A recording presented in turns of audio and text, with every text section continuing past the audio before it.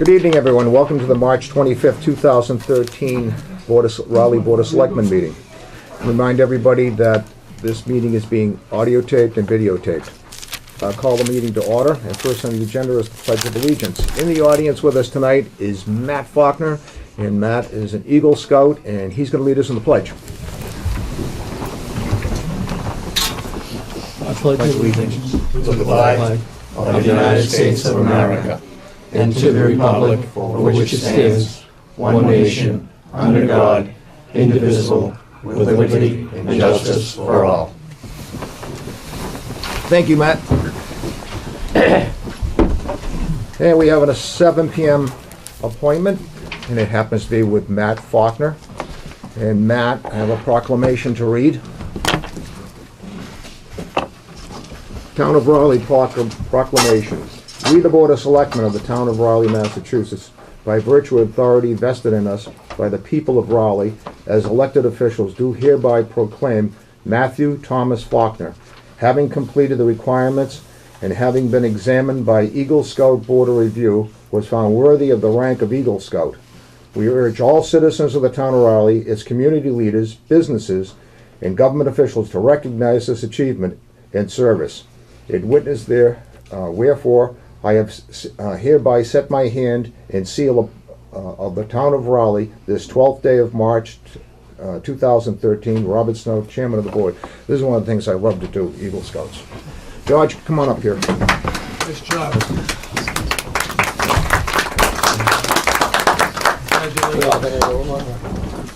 Come over here, man. Get a picture. Congratulations. Come on over here. Get surrounded by all these old guys. There we go.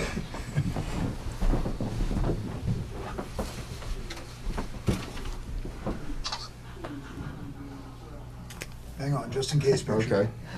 There we go. Thank you. Take another one just to make sure. A little closer. A little closer? Sure. This is the manual zoom. Perfect. All right, fantastic. Again, Thank you very much. congratulations. Yeah, congratulations. Thank you for your hard work. George. George, always do a great job. Thank you. It's easy for these guys, they work hard.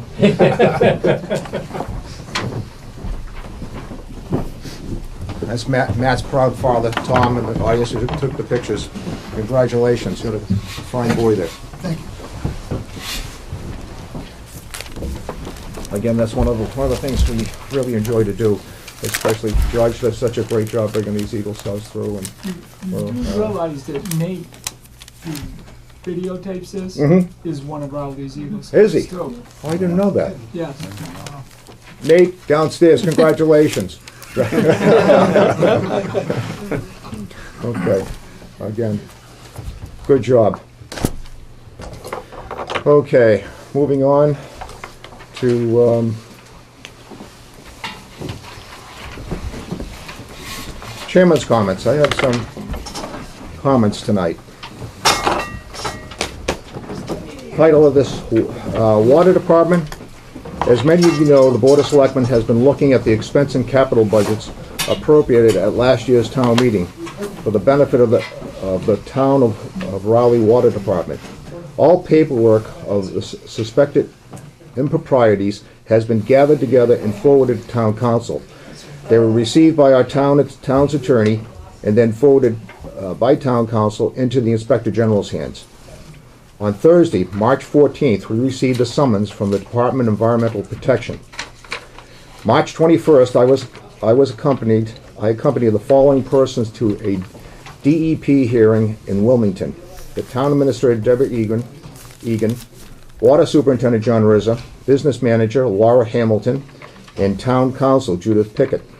At this meeting, the Town of Raleigh was levied a fine of over $25,000 for charges listed in a DEP complaint on March 14, 2013, titled Administrative Consent Order and Penalty and Notice of Non-Compliance. Under Old Business Number 1, I will read into the record from the DEP Administrative Consent Order with penalty and notice of compliance. Due to this incident, and the expense and capital budget issues at the water department, it has become clear to me that the water department needs the following changes. The continued monitoring of its finances by the financial team that was put in place by the Board of Selectmen, and that of the Board of Water Commissioners, to be eliminated as an elected town board and replaced by an appointed board appointed by the Board of Selectmen. After reading the complaint, I will ask the Board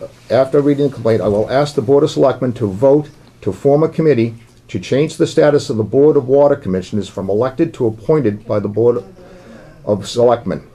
The process for such a task is time-consuming, requiring a committee meeting, many committee meetings, the town meeting vote, and approval by the legislature. I believe this move is necessary to further restore the integrity and transparency to the water department. This effort, combined with the oversight of the financial team, will go far to provide each of our residents faith in the water department. Due to the egregious and atrocious actions at the water department, I am left with no choice but to recommend these actions. Again, when we come to old business number 1, I will read the DEP complaint into the record, complete. So with that, it is 7 after the hour, and from 7:05 until 7:15, it says citizens query. Is there anyone in the audience tonight that has a question for the board? Well, I was coming down to talk about the water. Vinny, can you, I know you, but can you, Vin Pesatoro, what street do you live on? Boxford Road. Thank you. I was coming down to talk about the water department, but it seems like you've answered a lot of the things I might have had questions on. Just a concerned taxpayer, and they're putting a well in back of our area on Boxford Road, and I don't feel comfortable with the Water Commission overseeing that major project that's about $30 million with everything that's gone on. So hopefully the town will set up a committee to oversee that, and so us taxpayers can feel much better about it. And obviously some goings on that I'm sure you're looking into. And Again, when we come to old business number 1, the DEP administrative consent order, I will read into the record. Okay, it's quite long, but it needs to be done. Okay, Penny? sure, very good. Thank you for your time. Okay. Okay. Okay, any other questions from anyone on the town business or anything? Okay, we have an appointment, it will be at 7:15, another 6 minutes, and it's from, it is to, appointment with Erica Geyer, yeah. and Jesse Geyer to discuss speeding issues on Daniels Road. Okay, and then at 7:30, we have continued hearing on the liquor license application, B.L. Page, Raleigh Country Club. And then at 7:45, we have an appointment with Fire Chief Broderick to discuss FY14 budget. 8 o'clock, we have an appointment with Treasurer Collector Karen Summit to discuss FY14 budget. Seems like Karen's always with us. Okay. I would go to old business number 1, but it's quite long, so I'm going to skip across to, yeah, on the annex, okay. Again, remind everybody coming in that this meeting is being audio taped and videotaped.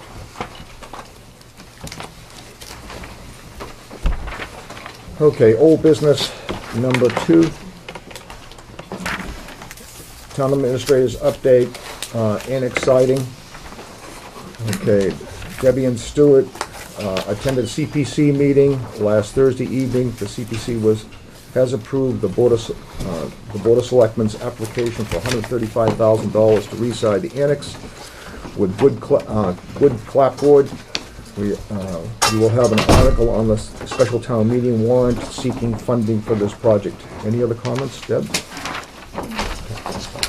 No, unless Stu? Stuart does. I would just like to say, it's red cedar, wood clapboard. and tie vac for a vapor barrier be Okay, included. And that includes the gutters, the trim, insulation, siding, and the paint. okay. Any other comments from the board? How did you make out at with the meeting? It was approved. Very good. It was Yeah. approved, okay. Yeah. That amount, Stu? Yeah, Yep. 135. Now, we just gotta get the bids in at that amount. Right. Okay. It's about 12 after. I don't know if we have enough time to go into, not the budget. There's something short this week. We can go into health insurance premiums. That might work. That might work, we can squeeze that in. Okay. All right. I'll go to old business number 3, Go to general business number 1, and that is FY14 health insurance premiums. Maya has submitted the FY14 health insurance rates. The rates are increasing by 3.39% for all plans. The Board of Selectmen need to vote to approve the health insurance rates, which are effective July 1st, 2014. And again, gentlemen, you can see the proposal starting July 1, 2013. 2013. Fiscal 14. To fiscal 14, going to June the 30th, 2014. Any questions, gentlemen?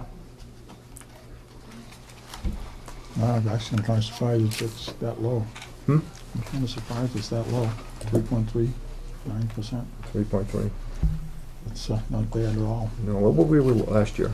There was, I don't know, but I know the last few years it's been up in the double Yeah, digits. higher than that. So- it's not 6 to 9%. This is low, yeah. Yeah, it's quite high. So, I mean, that's a good. Well, we switched to the tier, so it was a different situation. Yeah, saving more money. That's good. Excellent. Okay. Do I have a motion from the board? I'll make that motion Okay. as printed, as accepted. Okay. Do I have a second? Second. I have a second. All those in favor? Aye. Aye. Okay.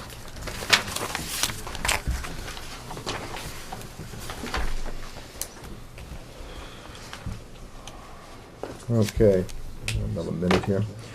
General business, number 2, set meeting schedule for April, May.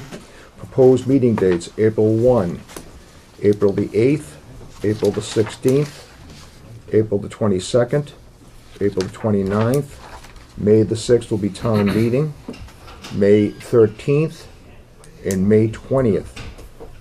Any questions from the board? April 16th, is that because of Patriots' Day? Correct, and we may or may not need to meet that. It just depends on how much is done with the budget and town meeting warrant. So that'd be Tuesday. And there may need to be, as usual, a special morning meeting to sign the warrant, depending on when all this review gets done. Does that sound good, gentlemen? Fine with me. Okay, do I have a motion from the board? I'll make a motion that we set the meeting schedule for April and May as printed. Do I have a second? Second. I have a second. All those in favor? Aye. Aye.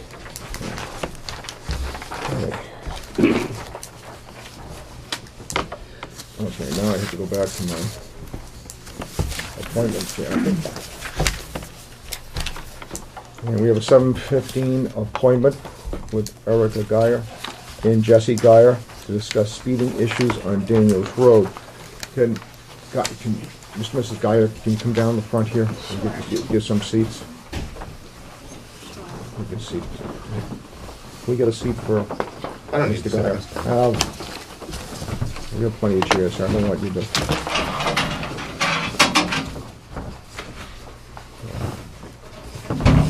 Thank you. Okay.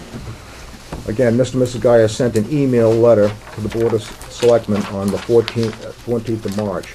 They would like to discuss their concerns at tonight's meeting. Additionally, Chief Barker has looked into this matter and will be present to the discussion, which the chief is. again, Open that door, please. yeah, it has to be It's open gotta be open. for public. Oh, I thought This- through the open meeting law, that's, Yeah. Thank you. okay. We're reading the right portion of the letter here. To whom it may concern, my name is Erica Geyer, and my husband is Jesse Geyer. My husband and I moved to Raleigh a year and a half ago, and live on Daniels Road. We are writing in concern of the speeding issue on Daniels Road. Since moving into our home, we have contacted Raleigh Police on several occasions, asking them to do something about the speeding issues. Daniels Road is a country road, therefore it has many twists and turns. If you travel down the road, you will see that shoulders at their winding parts are all torn up due to cars swerving on the shoulders at excessive speed in order to avoid crashing.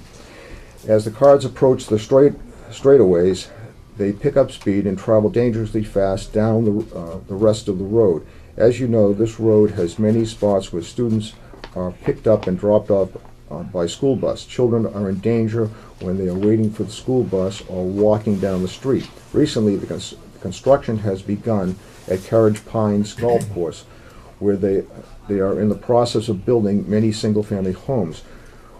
We were happy to see a sign prohibiting construction vehicles to drive to the site down Daniels Road. However, this is not being enforced. We have witnessed on many occasions construction vehicles passing by. Thinking about the future, we can only expect the volume of traffic to increase with the new construction. More traffic will just mean more speeding and danger to residents. We would like for something to be done to solve the problem before a pedestrian is struck or a major accident occurs. Thank you, Erica and Jesse Geyer. And then there's another note. Hi Debbie, I spoke with you last week, and we sent you an email. I'd like to advise. I was wondering if it would be common to get no response to an issue like this. I've actually been at home all week, and this week, and still construction vehicles all day back and forth at high rates of speed. The sign posted "No construction vehicles" is clearly not being enforced. Let me know if you can help and what my next step should be. Thank you, Jesse. Okay. Then I have a letter from Chief Barker. Mr. and Mrs. Geyer, I received this email this afternoon from the town administrator and want to reach out to you right away, as I was aware of the issues unaware of the issues until now. I am very concerned by your statement that you have contacted my department several times about speeding issues with no results. This is certainly not typical, and I would like to know more about this, about how this occurred, so I can try to address it. My patrol sergeant has Daniel Roads currently on our patrol advisory for radar assignments for all shifts, but I will direct them to set up near your residence specifically. You should be aware that we only have 2 patrol cars on the road at any given time to cover almost 20 square miles, but we should be able to get there once a day anyway. As to the truck restriction signs, unfortunately there has been some miscommunications. They were placed there by the developer in an effort to address the neighborhood concerns, but they are not legal and cannot be enforced. In order for the street to be restricted to trucks, a lengthy process must be completed and permission must be granted by the State Department of Transportation. It would have been approved by the Board of Selectmen and ultimately adopted by a vote of the annual town meeting. None of this was done, and I wasn't aware of the signs until after they were installed. I will meet with the planning board and the developer to see what steps can be done to mitigate this problem. We can ask for voluntary compliance to the conditions by my officers, would not be able to enforce them by stopping the trucks and issuing violations. I will be at the meeting with the Board of Selectmen on Monday night, and we can discuss the issue. In the meantime, please feel free to contact me directly, either by email address, which I monitor several times a day, or during my normal business hours, 978-948-7644. Sincerely, Chief Parker, Chief of Police, Raleigh. With that, Mr. and Mrs. Geyer. So, just to, I guess, to reiterate that we're extremely concerned about it. Lots of children around the area on Emily Lane, Daniels Road, Dodge Road, the latter part of it, whatever. And I see kids out all the time, and these cars are traveling much too quickly down the road. You know, we're aware that there's only 2 patrol cars. You know, so thinking about that, something else needs to be done so that there needs to be a solution to the problem that isn't a patrol car sitting waiting to pull people over, because you know, different people will travel down the road whether they live there or not, and whether they obey the speed limits or not is, I guess, the choice that they're going to make. Mr. Geyer? Basically what she said is like, you know, we just moved here, like, you know, we love Raleigh obviously, but it started right off the bat when we got here. And then most of the houses in the back, so it's just the front of the house, but I notice at night we hear it, you know, you can hear the cars when they get to the straight part. I mean, you can hear them downshifting. The transmissions are, you know, it's like boom. I mean, it's to the point where you can feel it in the house. Are you up by the bend in the road by the wagon wheel factory? No, we're after that. We're at the straightaway part. You're at the straightaway, down further. Right where the Emily Lane, the first part of Emily Lane starts, Okay. that horseshoe, we're right on the corner there. Okay. But it's, you know, it's just often, especially the heavy traffic times, you know, in the morning and in the evenings, and then, you know, in between. It's anytime a car travels down the road, unless it's someone that lives on the road, I feel like they're traveling much too quickly. And even walking down the street, you know, is dangerous. I take the dog out and the baby in the stroller, and, you know, I'm like, you know, onto the side of the road, making sure that I'm not going to get hit by a car if they come up over a hill or around the curve. We had the neighbor's mailbox got, you know, it's really narrow. I didn't personally see it, but I heard it. And somebody smashed into the neighbor's mailbox because there was a car coming both ways, and they hit the mailbox and took the mailbox out. That's unfortunately one thing I learned in Raleigh. When you put your mailbox out for the first time, that's the best it's ever going to look. Luckily, we weren't getting the mail, I guess, at that point. I mean, I don't know, like you said, I don't know what the We wouldn't laugh solution is, about but, it, I guess. and then we recently found out about the, you know, the stuff going down at the country club with the rest of that's in the meeting here. Right. You know, that's gonna make it even worse. And I know just from talking to neighbors that it's been an issue, the, you know, speed down Daniels Road and onto Dodge. And at one point, you know, there was talk about making it, defining it as a country road per se, and it, you know, appears to meet all the criteria. I don't know if that would help. One ways, I think someone had said, had been brought up. I don't know if speed bumps have been brought up. I know, you know, it's not ideal, but I just think that we really need to seriously think about the issue. I mean, if we set up a police officer all day long at the spot, I think that's a, you know, waste. Yeah. We can't really afford to do that. But that's what I'm saying. I think we need to all come to find a solution that's actually gonna be a long-term solution, something permanent. Yeah, I was on the planning board way back, probably 5, 6, 7 years ago. And when the first development was thought about at the country club, we went out and to many of the neighbors addressed the road. And it was really, you know, we live in the country, so some people thought about having sidewalks and everything else, but you know, it takes away from you know, the appeal of living out here in the country. So, well, anyways, Chief, what can you do? What can we do? Well, as you know, you've probably seen us setting up there more frequently since I found out about this whole issue. Made sure to try to get up there. So that's the first thing, obviously, is try to do a little enforcement. The other suggestions I could make is we could try to get more signage posted up there. Speed bumps have been traditionally kind of frowned on. The highway superintendent has trouble plowing when you have speed bumps, but education is probably the next best thing that we can try to do, is try to educate the public. If we try to make the road one way, we're going to have issues. It'll take us a while to do that. We have to go through the Mass Department of Transportation to make any major changes to a road, such as post it truck exclusions, change speed limits, make it a one-way street. It's a fairly lengthy process, and a lot of times what you find is, for example, a speed limit, I think some sections are 25 and some are 30. If we go to try to lower the speed limit, they have their own formula, and we have to do a survey of how fast every car goes by for a 24 to 48 hour period. And if they see the average traffic is at 30 miles an hour, they'll say, that must be what the road can handle, and they'll set the speed limit at 30, as opposed to reducing it. So we need to be kind of careful there too. I'm not really sure what other. Well, because I live not too far from Jesse and Erica. I travel that road all the time, heading out to. Excuse me, can you just sorry, identify Chris yourself? Thornton, Sorry I'm about at that. 65 Emily Lane. Okay. I noticed that the signs that I'm just learning today that those signs are unenforceable, which to me is it really seems like bad planning. I mean, it's something that's necessary now, not a year from the construction being finished. But that being said, the sign is also after whatever vehicle enters Dodge Road, and for it to be effective, they'd need to know not to get on it in the first place. So the sign should be out on 133 saying "Don't turn here," and give the alternate route, which is Dodge.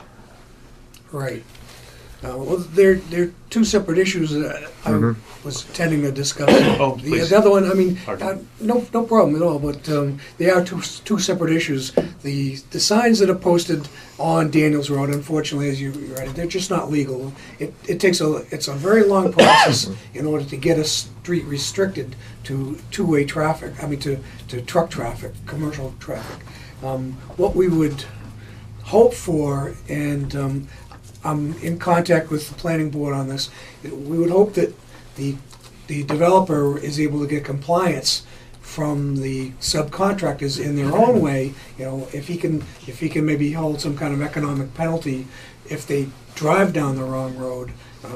But that's the best we can hope for in this case. We can't actually stop those vehicles and enforce that law any more than we can actually enforce the 15-mile-an-hour speed limit on the other road either. Like I said, they're both not legal enough for us to take action in that fashion. However, like I said, the developer has been willing to discuss these issues with not only myself, the planning board, but he's also made his phone number available to the local residents to call and discuss these type of issues.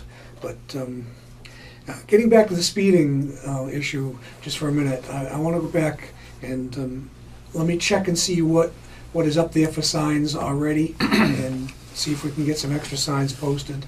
It says 20, then 25, and then 30. Or 30 at the beginning. It's like 30 the at the first beginning, part. yeah, and then I think it goes to 25. Then it drops to 20 on the It's line. 20 through the S yeah. curve, and then it's Right. 25 by your house. But again, I mean, thinking about that, you did say that moving to a one-way, if that was an option, that it would be a lengthy process. I plan on being around for a long time. Yeah. I'm sure, other families plan on being around for a long time. I think it's worth the process going through to look into that, whether it's a one-way down Daniels and a one-way down the other way for Dodge, so that even if we live in the area where, we're all kind of working together to make it work and be Right. safer. And I think what Mr. Thornton was bringing up here was the fact that future planning sessions, and correct me if I'm wrong, making sure that the planning board's aware that if there's going to be construction traffic, that they're going through that process, the legal process, so Right, that those right. signs would be in effect. Yeah, so it's this was safer. this was a miscommunication. I'm not sure how it happened, but I'm working with the planning board to make sure it doesn't happen in the future, and we can do this. We can do things properly and Can I just, get the right enforceable signs out there. I should point out though that a sign is only as good as when there's someone there to enforce it. So we do rely on the neighborhood a little bit to cue us in and when we should be sitting there the most, when we should be trying to enforce, or if you see trucks and other commercial vehicles that are continually violating the restrictions, please feel free to let us know. And if for some reason you call the dispatch center and you don't get what you think you should get for a response, I'm always available either by email, as I've said, or you can usually leave a voicemail for me. I check my voicemail every day, and we'll certainly try to be responsive to what the neighborhood's needs are, concerns are. Mrs. Thornton, you had something? Yes, I did. I just wanted to say that I attended many of the planning meetings involving this new community, going back to 7 years ago. I have always argued that sidewalks were needed on Daniels and Dodge Road. I was always told that we didn't have the easements to provide them, and that it was too costly for the town to do. Additionally, I must have attended 5 meetings, and in every meeting, and in any time any development comes up in this area, traffic and the roads and the safety of the roads and the lack of sidewalks and the speeding comes up in every single meeting. And I'm getting a little frustrated. I feel like that the planning board has let all of us down as citizens of Rowley. That at this point in time, we've started construction. It's a project that you said began 7 years ago. Probably more like 8. This should have been on the agenda to get the roads safer before construction vehicles were going up and down. And if there was a process, then we should have been made aware of it. So Well, that's- again, as the chief, reiterate what the chief said about changing the speed limit, it is a lengthy, believe me. You know the light at Weathersfield Street? The blinking. The blinking light. Remember how long that took us to get in after we had 2 people, lost their lives at that intersection. So it just trying to change the speed limit. When I was on the planning board, we went through that. We looked at the speed limits on Dodge Road. I'm not on the planning board anymore, so that's out of my venue right now. So I'm just wondering why you can't have a temporary permit for construction vehicles that can be enforced by the police. Why does it have to be a permanent sign? Isn't there some temporary permit that can be created so that Not they that I don't know have- of. Not that I know of. The only thing I do is what the chief says is to have spot checks of a police I did some officer. research into this when the signs first went up, and I said, oh, that doesn't look right. And No. so I did some research into the law, and there's, it We all feel requires good about it. surveys, and you have to apply to the Mass DOT first, and then the Board of Selectmen would have to vote on it, would have to approve it in town meeting. It would take the better part of maybe 2 years to get that accomplished. If I could, go ahead. May I speak? Identify yourself, please. I don't live over there. Can you but identify yourself? I'm Steve sorry. Cassiotis of Newberry Thank you, Road. Steve. I don't live over there, but I worked for a large construction company for many, many years. And there was a neighborhood problem, and it's what the owner of the company says, told everybody that came in the place to pick up stone and everything, take a look when you leave here. If you don't come back. All right, and that's kind of what we're talking about here, is trying Yeah. to get some compliance from the general contractor, and he has the economic power to affect this. We'd have to find a way that we could report violations to him, without having a police officer down there all the time. But that's kind of what we're hoping to try to accomplish as a meeting of the minds. And then there was a street where they were so tired of the trucks coming down there, and not because they were speeding, but because they just didn't want to listen to the trucks. And I don't blame the people one bit. So all the mothers took them and their baby carriages, and they just marched up and down the street, wouldn't let any trucks come by. No babies in there, of course, but just to prove a point. So they put up the sign, no trucks. But that solved the problem. So either park some cars in the street, make them slow down. Well, I've gone out at night and I've ridden with the police, and I can tell you, when it comes to speeding enforcement, Raleigh police are very good at it. I know all the traps are now, and What time to change them then? I'm sworn to secrecy, you know that. And you've only been caught twice. That's right, sense.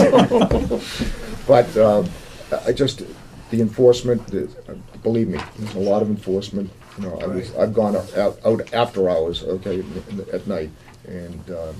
I don't live over there, but I certainly understand their frustration by all means. And I know if the chief said he's gonna have, send an office out there, there's no doubt about it that the chief is going to do that. So, again, enforcement, I know this enforcement being done in speeding. Just one night I went out, we stopped 7 people, so. Yeah. And that's just one officer, so.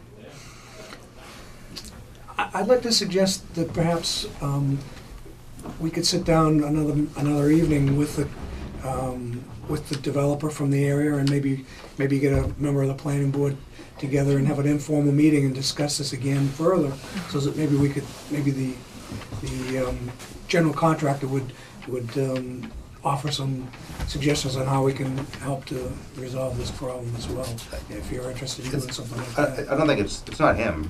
It's not him directly, Well, but it's, I know. yeah, but it's that, he just adds to it. But it was going on before, it was going Right, on before the before. construction, should the have all the construction say. vehicles The are a developer should have all new the say. addition to the problem. Right. Now we have excavators instead of just cars. Right, Well, which is even you more dangerous. you have the construction crew going there every morning, and they're not commercial vehicles, so they're free to take whatever road they want. Like I said, it was an offer. If it's not, if you don't think it'll be effective, then we'll just try other avenues. Well, I mean, so what about, I know the speed bumps I just don't aren't wanna put the blame ideal. completely on him and I say it's all understand. I your fault, understand. when- because I the understand. issue was before. So I know you said speed bumps aren't ideal for plows. We lived in Melrose on a street that was traveled very quickly as well. We're really lucky with these situations. So what they did is they Before we put, bought the house, I actually sat in front, I tell you, there was no cars it coming by. was a good time of day. I literally, I sat there with my friend, I'm like, There oh, are, there's there no are car. times when Yeah. there's nothing Oh, wow. happening. Sure down enough. there, But we had What's the street speed in bumps Melrose? that were Del Ave. Del Ave, Where? right by the Off center of there. Del Ave, it's off of, it goes from Upham to Grove. Yeah. I know Yeah. those. They put speed bumps in. They have the Somebody got hit. concave, I think it's concave speed bumps, the ones that go, they're, inverted or I whatever, haven't seen those. so that, it doesn't affect the plowing. They're just a Same dip. effect, instead of going up, Right. they go down. Right. So, I mean, because it would definitely, if they were in like maybe two places, I'm just trying to think of something to slow the cars down, other than, going through this big long process, like you said, that might take 2 years to get the signs. and then we get the- signs posted, but it still doesn't really. Well, one way, I guess, would be a big problem if someone was going. That would be, but like you said, if it takes 2 years to do it one way. then I'm it's- afraid that one way would just make the speeds faster because they know no one's coming from the other direction. Right. Well, and that is right. That'd be my concern about a one way. So- I think probably enforcement is probably the best way to solve this and really, get the officer out there all different times and just slow them down. Speed bump, I'll tell you, if you put a speed bump, personally, I've talked to other people in other towns, they've had speed bumps in front of their houses, they've had like 3 or 4 of them on the street, and they're like, they want them out now. I know one woman, she's in her 80s, she wants this thing out from her house. So you kind of have to weigh these things. I think the best thing is enforcement and really, get the officers out there at different times and just break it up and then just, send a message out that this street Yeah, is enforced. and also let me check and see how many signs there are. Maybe we can get some strictly enforced signs. Make sure they're in well-lit areas, and make sure that it's posted plenty so people get the idea. And again, I know they're out there enforcing. I mean, like I said, just one night, it was Yeah. seven stops. So, I mean, when we set up several places with radar, 2 people caught just from the radar alone. I feel like I should say something in the planning board's defense as well. The planning board has to work within guidelines, and when they approve a development like that, it's a lot of times it's because they have no grounds to deny it, and they probably wouldn't have picked to put that big of a development on that little narrow road if they had their choice. But sometimes they just can't avoid those types of projects. They can get overridden by the state, and the state just comes in and says, you have to do what you have to do. So I don't want to speak for the planning board, but I they're will. not here to speak for themselves. Right, and I think it's just it's their responsibility though. If they're I think everybody's Yeah, absolutely, and responsible for it's it. partly mine too, and so like I said, I'm working with the planning board to make sure that we're on the same page at the beginning of any of these future developments that happen, and we'll try to get onto the same page on this one as quick as we can. And this is a perfect segue into we have some vacant seats on the planning board. And also the zoning board of appeals. So if you're interested, really, it's a great way, and I've said this before, and I always harp on it, to get into town government and to understand there's a lot of things that I thought I knew before I got on the planning board. When I got on the planning board, life was very different. I saw things because I came from the private sector and came into government. And that's really how I got here, is through the planning board. Something happened in town, and I got involved, and life changed, as you can see. But it's a great way to join the planning board, and they need help, and they need good people, good citizens to go in there and sit there with common sense and to look over the issues. So you gave me a segue into that, and I had to go there. So, anything else we can do for Mr. Mississauga? No, we can stay for the next part about the, Okay. the next, All right. the All thoughts. right. So, are you, can you come back to us if there's no satisfaction? Oh, yeah. Okay? Yeah, All right. feel free to contact me, like I said, anytime. Sure. Email and phone, whatever. Okay. All right, thank you. All right, we have a 7:30 appointment. I apologize for being late. We have liquor license appointment to go back into. This off to the side.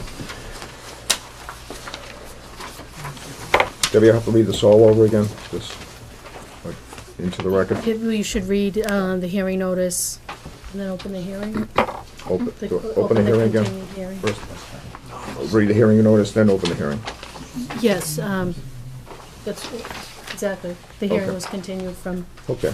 March 18th. Notice of public hearing, Town of Raleigh. Notice is hereby given in accordance with Chapter 138 of Massachusetts General Laws as amended, that the Raleigh Board of Selectmen will hold a public hearing to be held on Monday, March 18th, 2013 at 7:30 in the Raleigh Town Hall, 139 Main Street, Raleigh, Massachusetts, upon the application of D.L. Page LLC, Raleigh Country Club, Principal Burton H. Page, on an application for a seasonal wine and malt restaurant license.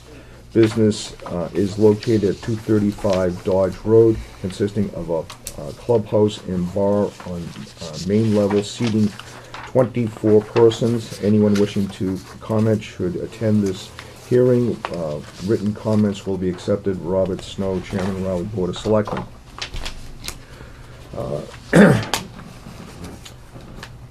Letter has been submitted by Mr. and Mrs. Thornton. It needs to be read into the record. Read that into the record also. You have to open the meeting. Kind of a motion to I'll make a motion that we open the hearing license. reopen the hearing, correct? Reopen.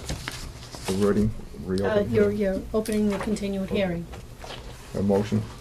Make that motion. I have a Second. I have a second. All in favor with a roll call Jack vote? Cook. Hi, Joe Perry. All right, Snow. Hi, Robert Mary. Hi, Stu Delzo. All right.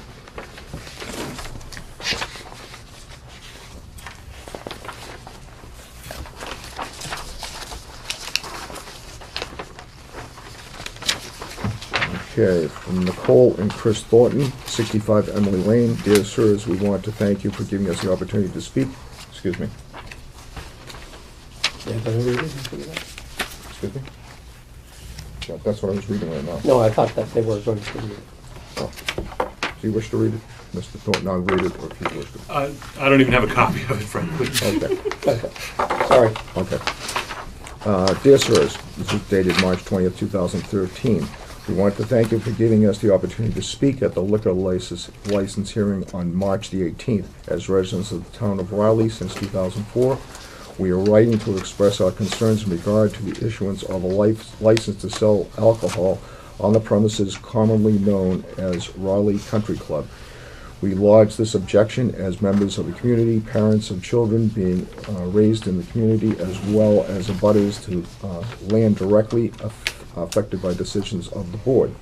The purpose of this letter is not to appeal or object to the earlier decisions of the town and of its boards. Instead, our purpose is to point out to the Board of Selectmen that the decisions previously made did not consider the impact that the present application for the liquor license will have on the community, because none of the previously rendered decisions underlying the present intended use had contemplated the proposed use of the premises as a drinking establishment. When reaching its determination, we asked the board to consider the many concessions that the town has already made to allow the property to develop as currently permitted.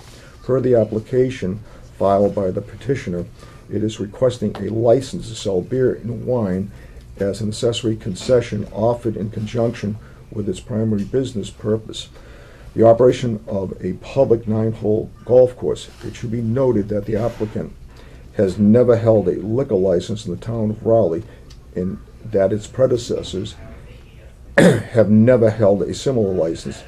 The decision to grant a license to sell alcohol on the subject premise should be considered in the context of those other decisions made by the town through its various boards relative to the development of the land. It should be noted that before any of the current permitting was possible, it was necessary for the town to amend the zoning bylaw, especially the open space residential development, OSRD provisions of the bylaw was amended to allow the use of a golf course to be considered passive use pursuant thereto. Until the amendment, passive use was characterized as undisturbed natural conditions of it, or developed to assure its use as an area for passive recreation or visual amenities. Excuse me, I have to get water. The definition adopted by the town in 2006 to include the operation of a public golf course was intended for the sole purpose of benefit of the owner of the Raleigh Country Club. This decision allowed the developer, applicant, other residential development not part of an OSRD. In doing so, the town conferred upon the owner the ability to exploit its land for residential development in addition to the use of commercial enterprise. Example, a golf course. Pursuant to the OSRD ordinance, the planning board granted the applicant owner of the residence of the Carriage Pines LLC a special permit to develop a high-density residential neighborhood on the premises. In awarding the special permit, the planning board made a finding that the proposed use is in harmony and is compatible to the inappropriate with the site in the district in which it is located, and that the uses as proposed to be developed and operated shall not adversely impact the neighborhood of abutting properties and districts. When reaching its determination, the planning board was not asked to weigh the impact or the issuance of a liquor license to the intended use. Because this matter is therefore a matter for first impression, the board should once again consider the standards by which its colleagues and associates on other boards have applied when application to grant a seasonal liquor license is reviewed and considered. Specifically, the board should determine if to permit the golf course to operator to use the premises as a drinking establishment open to the consumer public, not merely club members, is consistent with the town objective to maintain open space for passive recreation by members of the community. Furthermore, the board should consider if such a use as proposed is in harmony and compatible and appropriate with the site in the district in which it is located, and that the use is proposed to be developed and operated shall not adversely impact the neighborhood, abutting properties and districts. From our perspective, as residents of the town of Raleigh, as well as abutters to the subject premises, we strongly assert that such use would expend the passivity of the game of golf to a very different activity altogether. Further, the addition of drinking establishment in the neighborhood otherwise characterized by farms and residential homes would not be in harmony with the immediate community and that such a decision would have a direct adverse impact on other property owners in the immediate zoning district. To put it bluntly, allowing a bar room in our backyard will have a detrimental impact on the privacy and safety of our children, as well as a negative impact on the home value from the perspective of everyone but the property assessor. This is a residential neighborhood that happens to have a public golf course. Houses are all within the close proximity to the proposed bar. The streets are winding and narrow, speeding has been an issue, and children frequently walk and bike rides on Daniels Road and Dodge Road due to the lack of sidewalks in the neighborhood. Let's not mince words. This will be a bar whether liquor is sold or not. It is a place to gather, drink alcohol, and may have a light snack. No matter how diligent a drinking establishment is, persons who consume too many drinks and drive out of this golf course is putting our children at risk. There are several golf courses on the North Shore and operate effectively without serving alcohol. One of the most notable is the Meadow at Peabody, which was ranked one of the top 10 golf courses in Massachusetts. These courses advertised a family-friendly environment. Not only, let's not forget that Raleigh has several popular places in which a golfer could stop for a beer after a round of golf less than 5 miles from the course. One important distinction with those courses that do serve beer and wine is that their location is their location. They do not have residential homes within 100 feet of the clubs. We would argue that these golf courses have sprawling land, whether the clubhouse is situated in the middle of the land, similar to the structures that is scheduled to be demolished in the RCC. An additional note must be made that the current developer has chosen to remove the current structure to allow more housing, and could be argued that he chose to remove it so that proximity would not be so close to potential buyers as deter them from wanting to buy. Joe, can you pick up there? I'm running out of. Bars and restaurants that serve beer and wine are all significantly associated with elevated levels of property crime. There have been several studies to prove this to be a statistical fact. The close proximity to residential housing only increases this risk. With the addition of this space, anyone could sit on that deck and track our comings and goings and easily slip into our house. Being lubricated by a few beers would only make this more inviting. On a personal level, we have all had huge hits in our property values in the last several years. Houses in this neighborhood are selling for plus or minus 20% less than they were 8 years ago. We believe that the proximity to this establishment, if allowed to serve alcohol, would decrease our property value even more. This is a neighborhood that attracts young families. Any potential home buyer that looked into our backyards and saw a drinking establishment would potentially be turned off. There is still the unanswered question of how many tables will be served. The notice indicated the request for a main level seating of 24 persons. The petitioner indicated in the hearing that there would be seating for 12 persons. Then he stated it would be 4 tables of 4, which would be 16 persons. He did not mention how many tables he intended to put on the covered patio. There is room in that space for at least 4 top tables, 40 persons. All of this significantly impacts our concern for noise and privacy. The petitioner indicated that he would be sure everyone was quiet.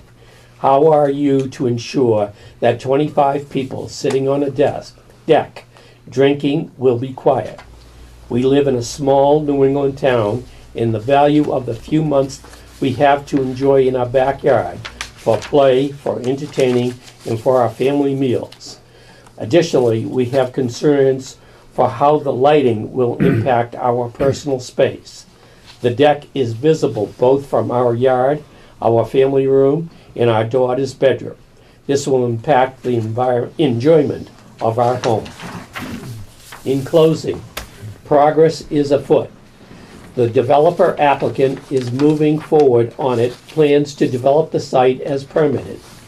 The golf course remains, allowing the developer applicant to maintain a commercial enterprise on the premises. For example, the operation of the golf course. It seems that the town has already conferred enough benefits on this landowner.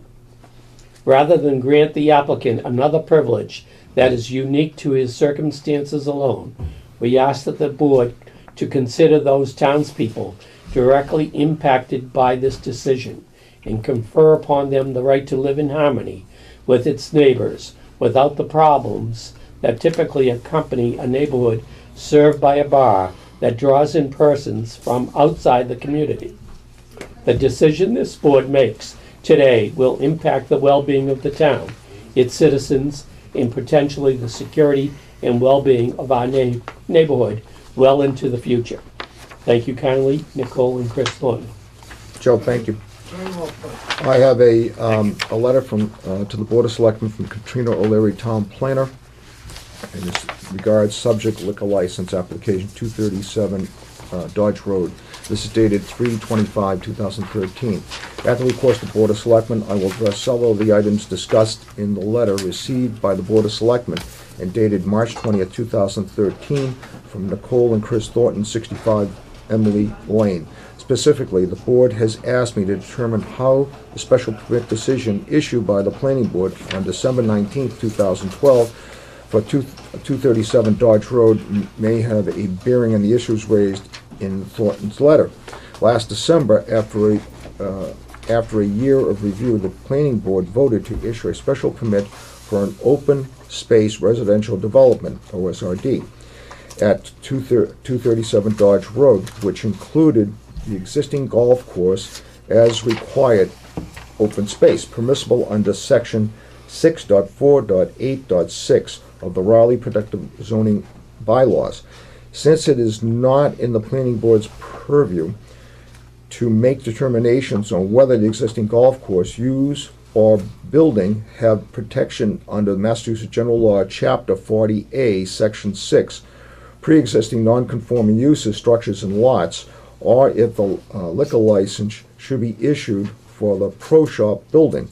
They include provisions in their special permit decision that would anticipate and allow certain possible future uses and or expansions of existing uses and buildings subject to the applicant obtaining the proper permits. Mr. and Mrs. Thornton's assertion that the Planning Board never considered the impact of the liquor license is correct. However, the Planning Board was fully aware of the applicant's desire to pursue a liquor license. The Planning Board did not specifically weigh the impacts of a liquor license being issued for the existing pro shop because the authority is under the purview of the Board of Selectmen. Nevertheless, they did allow for the possibility of a food and beverage service in this building, subject to the proper permits being obtained as noted below. This special permit is granted for the following generally described improvements.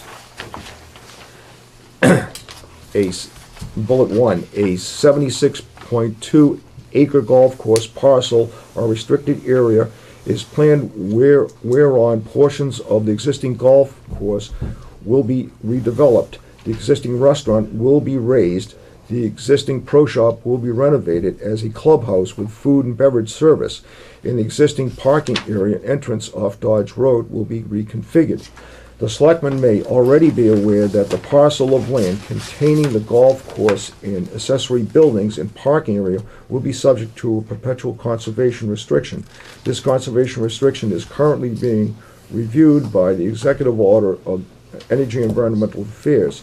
The Planning Board included a limitation on the future expansion of the existing pro shop with the following language pertaining to the conservation restriction.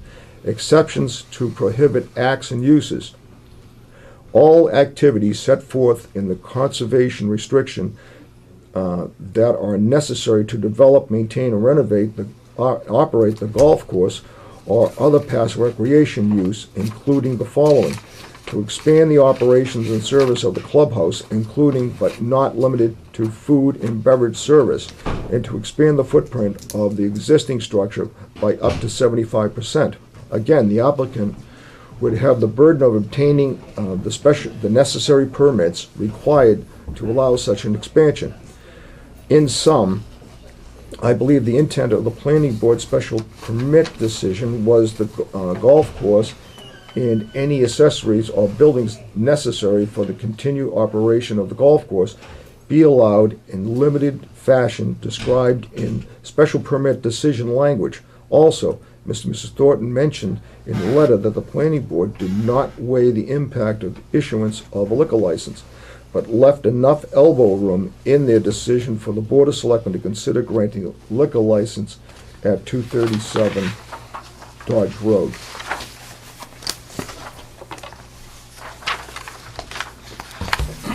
Okay.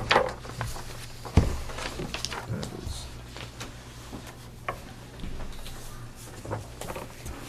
Catch my breath. You can tell we're passionate, right? Okay. Any comments from anybody in the audience? If you got the right to strike this down, say no to the liquor permit? Well, first of all, does anybody have any? Yes, Okay. Mr. Burton? Yes. Number- One thing I wanted to hand out, we questioned the seating capacity. I have a little copy of the inside as it's going to be structured. The counters that are in there, the fact that we're not running a bar room. We have a potential of some high-top tables, 4 of them, that'll be in there with 2 seats apiece, that's 8. There'll be 4 tables out on the deck, it's the same size deck that was there. Anybody else want to see one? It has been all remodeled, the deck has just been with a roof put on it, it's the same size deck that we have worked with. I guess that part of the problems that I am generating is the fact that we're not doing anything new. Mitch has been there for what, 10, 12 years, serving liquor, doing weddings, doing full things. No more than, we placed it off today about 25 yards further than where we're gonna be doing it. And they were a lot louder outside than we ever will be, because they're using full liquor. They're using up until 12 o'clock at night. We're talking about being done early. I can't emphasize enough, as we speak, you said New Meadows? Well, New Meadows is in Topsfield, they can't do any liquor license in Topsfield anyplace. They tried to sell, because they tried to sell it to me, to take that down, they're gonna move the pro shop over into Ipswich, so then they could sell the liquor. 90% of the golf courses in Massachusetts have liquor license. The only ones, 2 that I know of, Unicorn, which is also in Stoneham, which has no liquor license, it's not allowed, and New Meadows. Those are the only 2 that we can find north of Boston that don't have liquor, either beer and wine only or full liquor license. We turn around and we very, very do. As we speak this moment, I am now getting my liquor license down in Saugus for Cedar Glen Golf Course on a beer and wine only. It is in a tighter residential area than Rowley is. That might have at least 12 houses closer to it. We have a deck outside, which they sit at all the time. We have way more leagues. We have 2 leagues that might be working up now, late leagues. They won't, if they're done, we said 9 o'clock's our latest, that will be the time they'll be out of there. We have outings, which is imperative to the financial stability of a golf course, is to take other business, especially in certain times. We're all competing together. If I don't have a beer and wine license available to me, then they're gonna go someplace else that does. And this is what's gonna do. This whole program started, I think you're all gonna remember, when Windover went for the planning board, 6, 7, 8 years ago, there wasn't gonna be any more golf course. It was gone completely. And if this golf course, which is an important part of the development, and doesn't have a financial structure to make it to that point, it may be gone too. I'm not saying this is a fact, but this is on my side. I've leased this place for 5 years. We've worked with it. We've worked with Mitch because our golfers go over to Mitch's to have their beer and to have had their beers. So this is not something that's not been there, that's been there all along. It's never a customer leaving the same driveway because they left Mitch's, or they're gonna leave my controlled area. We're only serving beer and wine, no hard alcohol. Beer and wines is half the proof of alcohol. Believe me, and my background goes back, I've been 50 years doing this, I have no one OUI against me in 50 years of running bar rooms. That's a lot of rooms, and I've had big functions, and I've gone into outings all over my golf courses. I'm a golf course expert. I go out there and I advise other golf courses on how to do things. I now have 3 golf courses that we operate, and they all do have beer and wine. We are planning to have 4 fours out on 4 rounds of 4, may go to 5, there's room for 5, but it may go to 5, tables of 4 on the deck. We had people out on the deck and no one said anything about there. When you get through, they've had soft drinks and Cokes and everything. They stayed out there and wait for their partners to come in without wanting to go to the bar room. They've been out there for years. And there's no change from the people that are going to be there to now. We will control it. I promised you that. I will not have anything that's going to be contingent to make it. If it's a problem, we will tell them they can no longer drink there or can no longer come in. A beer and wine license under control, I think, is a very proper situation for that area. We've spent a lot of time trying to chase it around, and I'll answer any questions if any of you have any for them, but that's, I guess, my statement. Again, Go ahead. questions, Mr. Page. My name's Scott Rivers. Yes, I'm 61 Emily Lane. Thank you. Just wondering what the serving liquor in your establishment, how does that benefit the residents of the area? What benefit does that have? I think it's only because it's keeping the stability of the golf course. And a golf course is not right now, because you've got 2 foursomes that come in, one get finished, they want to sit down and have a beer, wait for the other one to come do. We're not running a bar room, and I think that that's the connotation. And I don't think it's hurting anything, I just think it's just making a more viable situation that the golf course is a viable golf course. And all the others have liquor. The New Meadows is, without building the houses, New Meadows was gone. I can tell you that, so. Any other questions? Any comments from anyone in the audience? Any comments from the Board of Selectmen? Mr. Chairman? Oh, I'm sorry. Yeah, I actually, first I want to apologize for the length of the letter. We only realized last week we'd be writing a letter. If I had more time, I would have written a shorter one. The first thing that stands out in my mind, though, is the whole reason this golf course can exist is because of the open space residential development, which has an intent behind it. The intent was to keep space open for passive recreation and aesthetic beauty. And I don't see how the award of a liquor license does anything to further that intent. In fact, I think that there's plenty of reasons why you can say that takes away from that intent in the first place. I also would like to point out that if the board decides to deny this permit, which we ask that they do, nothing's going to change. What's going to change is the golf course will continue and they'll operate. And frankly, if the golf course fails because they can't sell beer, then it's open space. It doesn't revert back to, frankly, no, I mean, I'm sorry, all due respect, you can't tell me that the open space residential development suddenly is going to allow them to develop those acres because they can't run a golf course. They can run a golf course or they can run an open space residential area, but they can't suddenly turn it into something other than a golf course. So I'm not concerned with making sure that they have a good business. In fact, all my research shows that there's not a single open space residential development in this state where the open space is dedicated to a private commercial profit making enterprise, including the sale of alcohol. Thompson Club. And for that reason, for those reasons, I feel like and I can go on and on, but this is not the Back Nine Tavern. It's not the same business. It's not the same owner. Mm-hmm. In fact, that was a very distinct and separate business. The golf course never had a liquor license. You can tell me, because it's in a similar location that it did. It didn't. No, it actually did. It did. When it was first established, it had its own liquor And we license. we The signed owner of it all the property. Okay. last year when the ran liquor that license came up. the building. Fine. Was when it was sold. That being said, the continuing use of the country club, the Back Nine, was abandoned. You can't say that building, as abandoned, can now convert the use back to the pro shop. It's not the same building. It's not the same business. So you can't say they haven't abandoned their use. They have. And also, I just wanted to respond to your question, how is it different? And it didn't bother us before. There was always people hanging outside on that deck. How are you to know if it didn't bother us before? Well, I'm sorry, We no one lived said with it anything. I before apologize because for it that. existed before.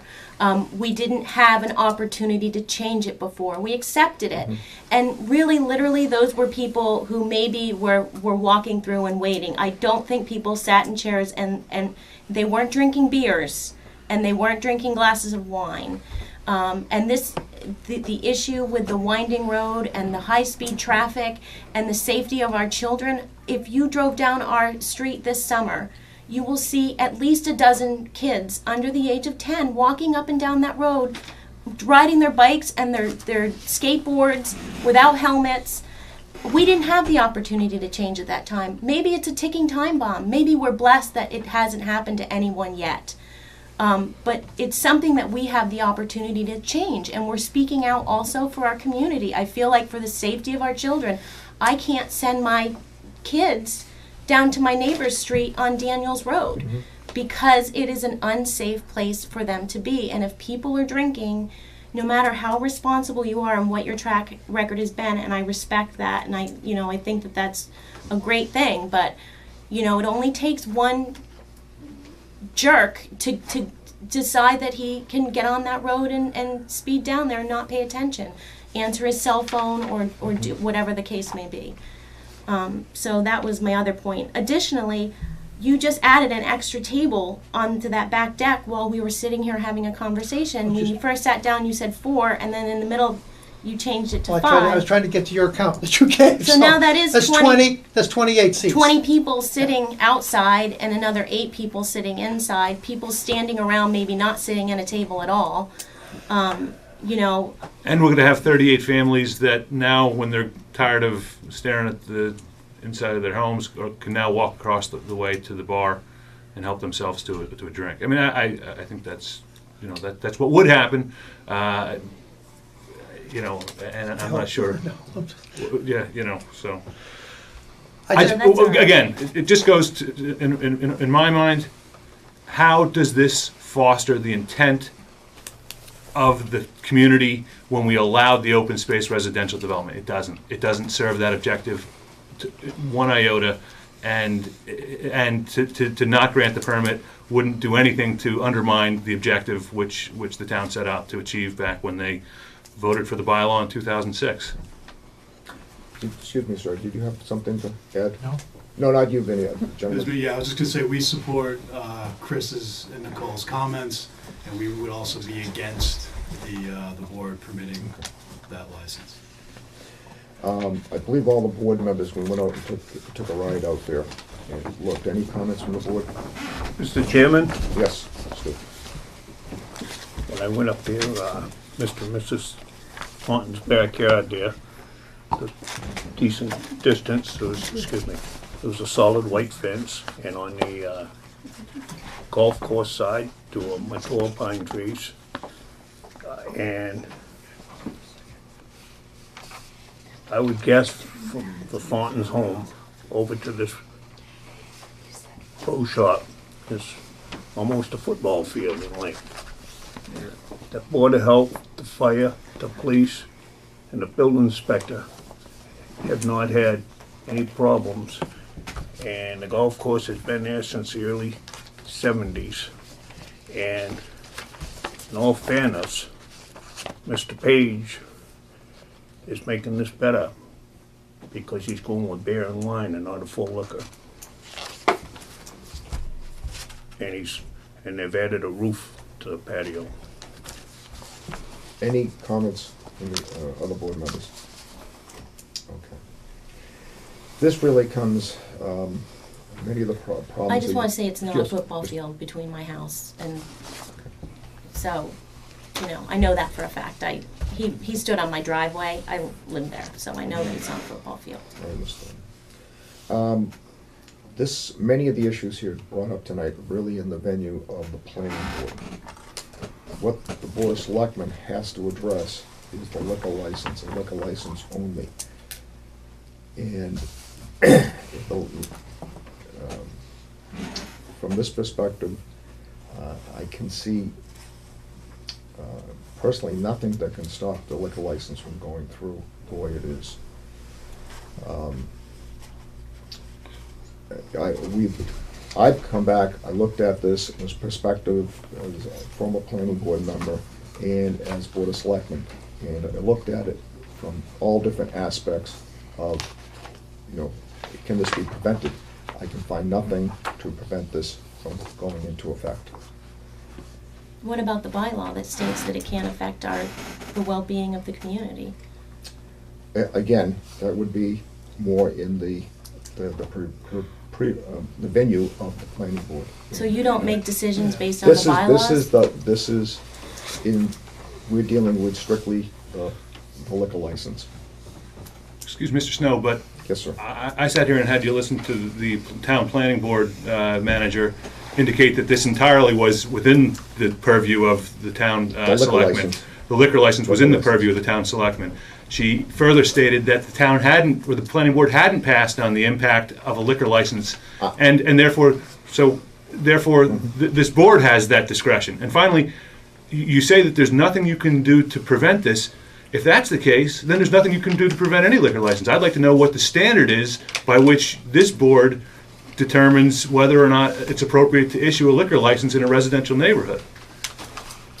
I cannot see anything to prevent us, this license from going through, unless I missed something, Bob. Well, it's been my experience, sitting on the board and dealing with liquor licenses, that we can make a decision and say no. And that can be appealed to the ABCC. And in all likelihood, with my experience, he will be given his license, whether we say yes or no.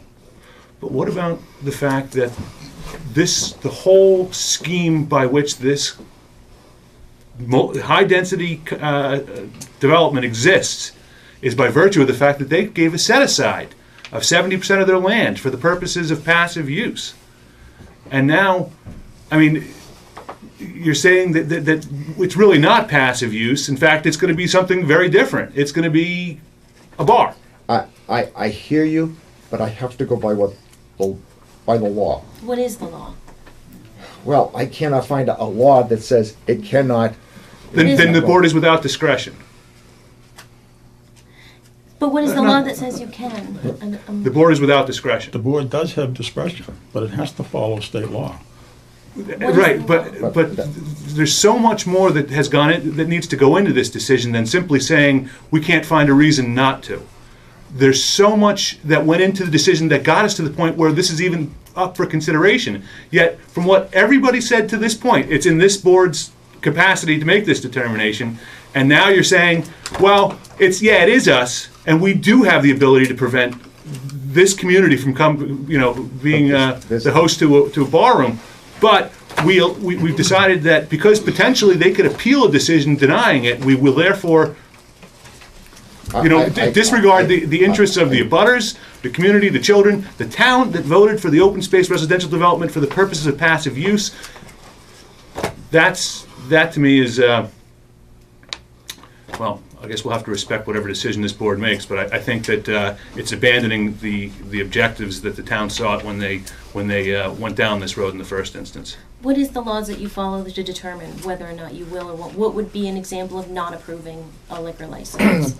I think what you're saying in that, the being around town, all of us members here, would consider us making the judgment on the license. My own opinion was the chief of police is here.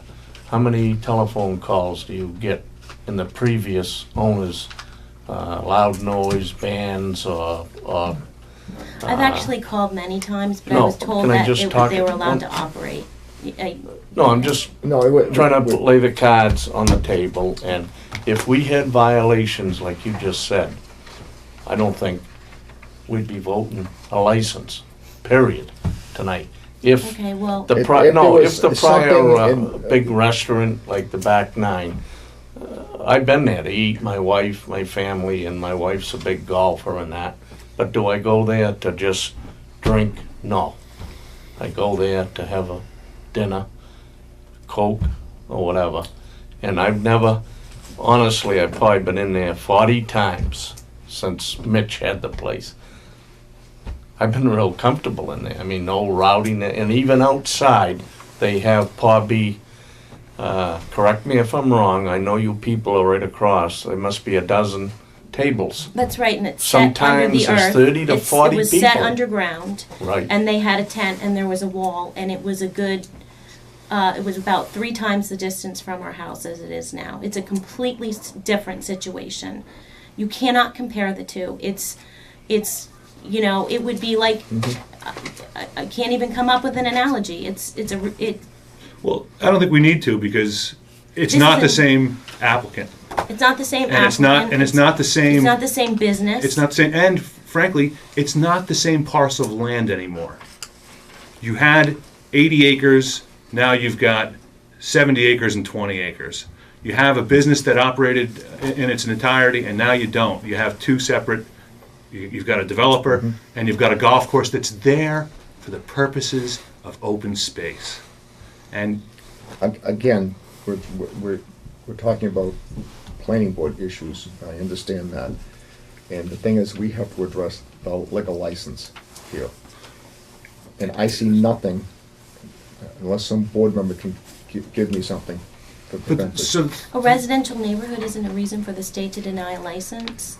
The safety of a road isn't the reason to deny a license. It does meet all the Having an parameters. abutter on the land directly impacted by it, the state wouldn't look at that in a different manner? A denial of this license would be turned down by the ABC. I think you gentlemen ought to consider taking that step, because again, this exists for the purposes of fostering open space, and there's no other way this would be even here for consideration. Had he wanted to develop it, there'd be no more golf course. We understand that. Had we not amended the bylaw, there'd be no more golf course. But therefore, now that the enforcement mechanism is within this board, to say that you have no enforcement or no capacity to limit the use on something that was voted on for the sole purposes of environmental protection and community development, to establish a set-aside for passive use, to say that definition can be stretched to include, I mean, that's where your exposure to litigation comes in. Somebody's going to appeal the decision by this board to expand the use of an open space area to include, you know, I mean, I'm not a teetotaler by any stretch of the imagination, but to include the sale of liquor, that's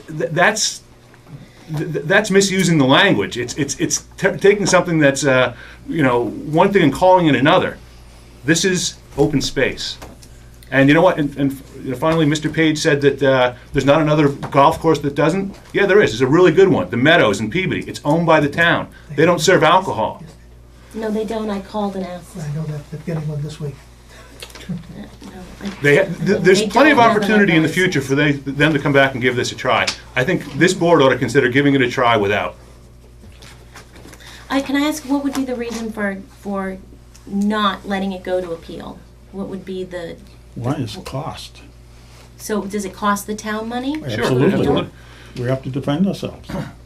And you're not concerned that perhaps an abutter might appeal the decision to award it, given the fact that the town's intent when they passed this zoning bylaw created a specific intent and use and purpose. It certainly didn't include, and there's nothing in that bylaw that suggests that they have to serve alcohol there. No, like I'm sure the bylaw doesn't say you have to serve alcohol. It doesn't say you don't have to either. That's correct, and that's where this board steps in. And not only that, but if the town's here to defend, we're the citizens of the town. You're here to make decisions in our best interest, not in his best interest. What you got to understand is the citizens of the town, like you, also voted for that recreation space. Which they have. Exactly. And what you're mixing up is the business aspect of the golf club with the golf course, with its recreation. We've got two separate parcels of land. We've got the housing with the club. We have one parcel of land, a golf course, that intends to run a pro shop with a bar room on open space that's set aside for passive use.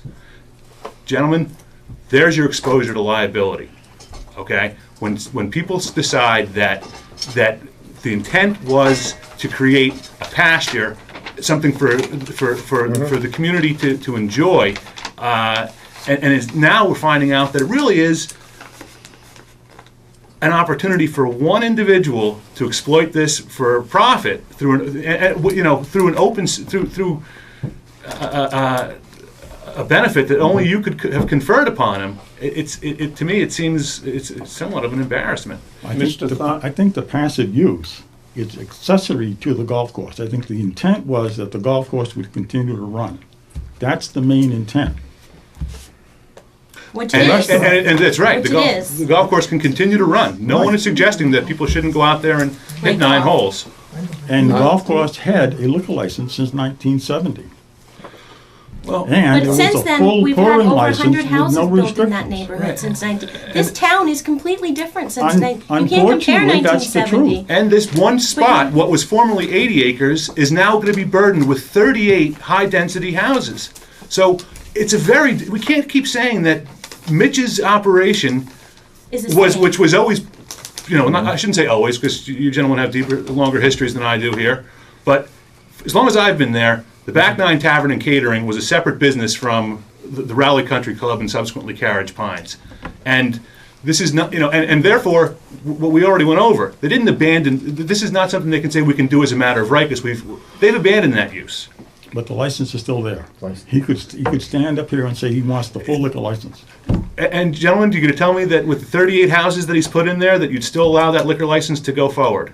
There's no building. Of course, and right there is your, and there's the opportunity for you to say, no, you may not have this license, and yes, the town will get what they intended, which is a golf course and open space. Mr. Thornton, if we thought for a minute that would be a bar room there, I would be the first one to vote against it. So what are we to do now if this becomes noisy? If we can't sell our house. We can't enjoy our private space. What are we to do? Should we go sit in your backyard? I don't think you want to sit in my backyard. I live on the East End. You don't want to sit in mine either. Look, we love Raleigh. We don't want any trouble here. We just I'm not don't looking. Believe me, I'm not looking at this a lighthearted way. I'm taking this dead seriously. Believe me. It's nothing. We're really locked in that this license was for. But that's the problem. Oh well, we have to vote on it first, but. But that's the problem.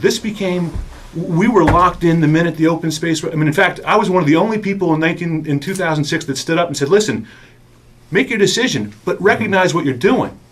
This is for one purpose: to make sure this country club there continues to exist. So it's not about open space down at the Todd Farm or any place else. This is about that place." Now you have an opportunity to say, take your advantages, develop your land, operate your golf course, but that's where we have to say, let's keep a lid on this place and keep it for community recreation. And it doesn't need a bar. It doesn't need a bar to carry forward and furthermore, your own manager said the special permit doesn't confer upon them the right to do that. Only this board has that capacity. What are the conditions that, should you vote on this right now, what are the conditions that you have control over for the liquor license? We can set the hours. We can set the hours. We can set, what else? The time that he's open. That's it. It's going to be seasonal. Before it was year-round. Year-round, now it's seasonal. It was open by law till midnight. Imagine you can also determine that that shouldn't be served on the patio.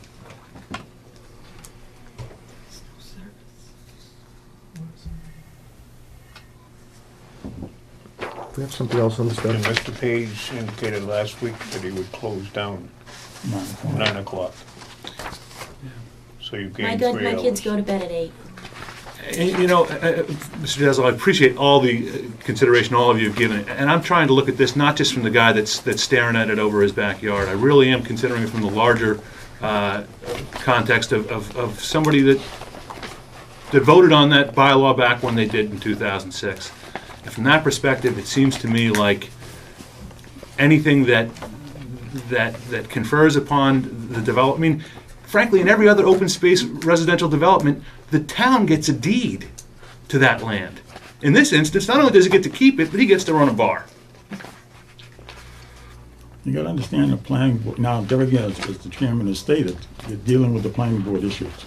I know, but not you're, our issues. you're. Well, the you bylaw are- was done We by don't the have- town. You are, board. We you don't have are our jurisdiction. select, you are our We're the selectmen, selectmen, so but we're we the don't have people who we, jurisdiction over the planning board. we But what They're you understand. gotta independent board. understand is the reason they did that, made that decision. And the reason they made that decision was because there was gonna be 80 acres developed into housing. We would have rather have had that, honestly, and we said that all along. The Right. town didn't want There wouldn't have that. been a single bar room in it. But you're only a pair of residents here. There are other residents that didn't want that to happen. No, I understand, and there were a And they lot of voted residents for who it. said that they would prefer it too. They voted for it at town meeting. I know. That's how the OSD got in place. We understand. Okay. We've been to, we know how town meeting works too. I mean, I know how the vote works at Some town of your meeting. neighbors were in favor. Sure. Sure. Of what? The development.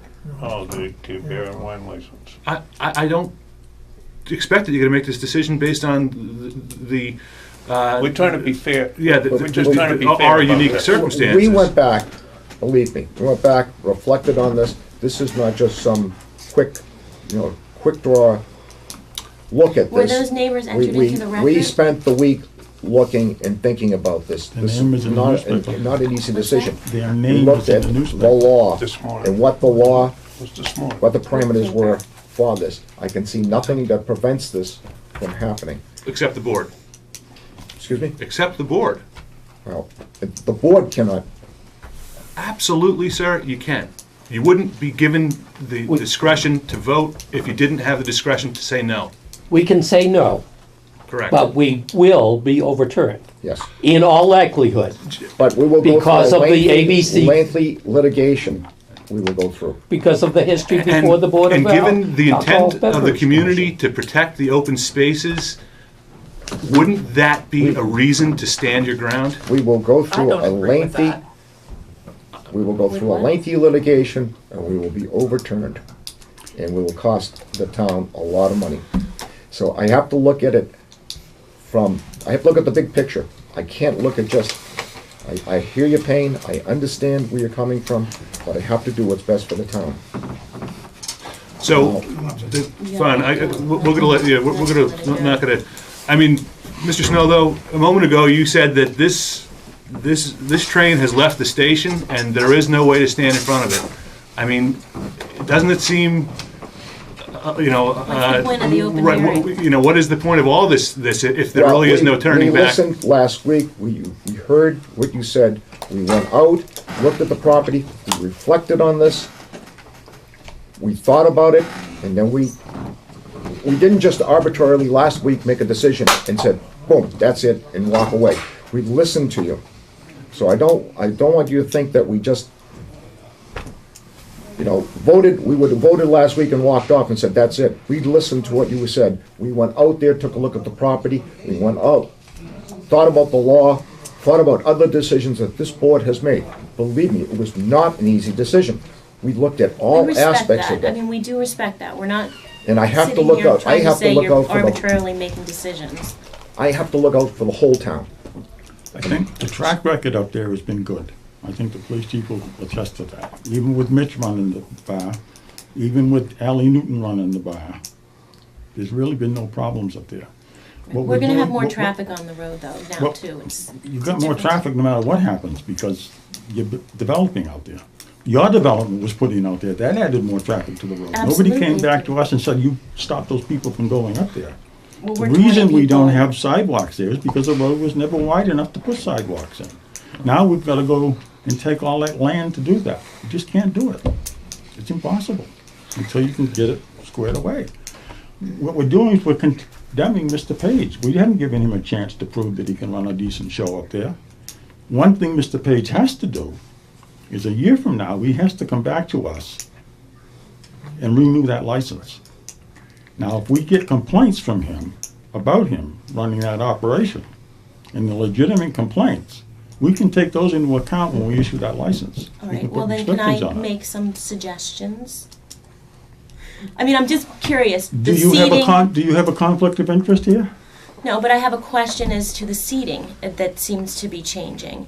If he has a 24-seat license, does that mean only 24 people can be drinking at a certain time, or can 50 people be on that deck drinking at a certain time? Is there a limit by the law that says he can only have a certain number of people on his deck drinking? He has to meet the fire codes.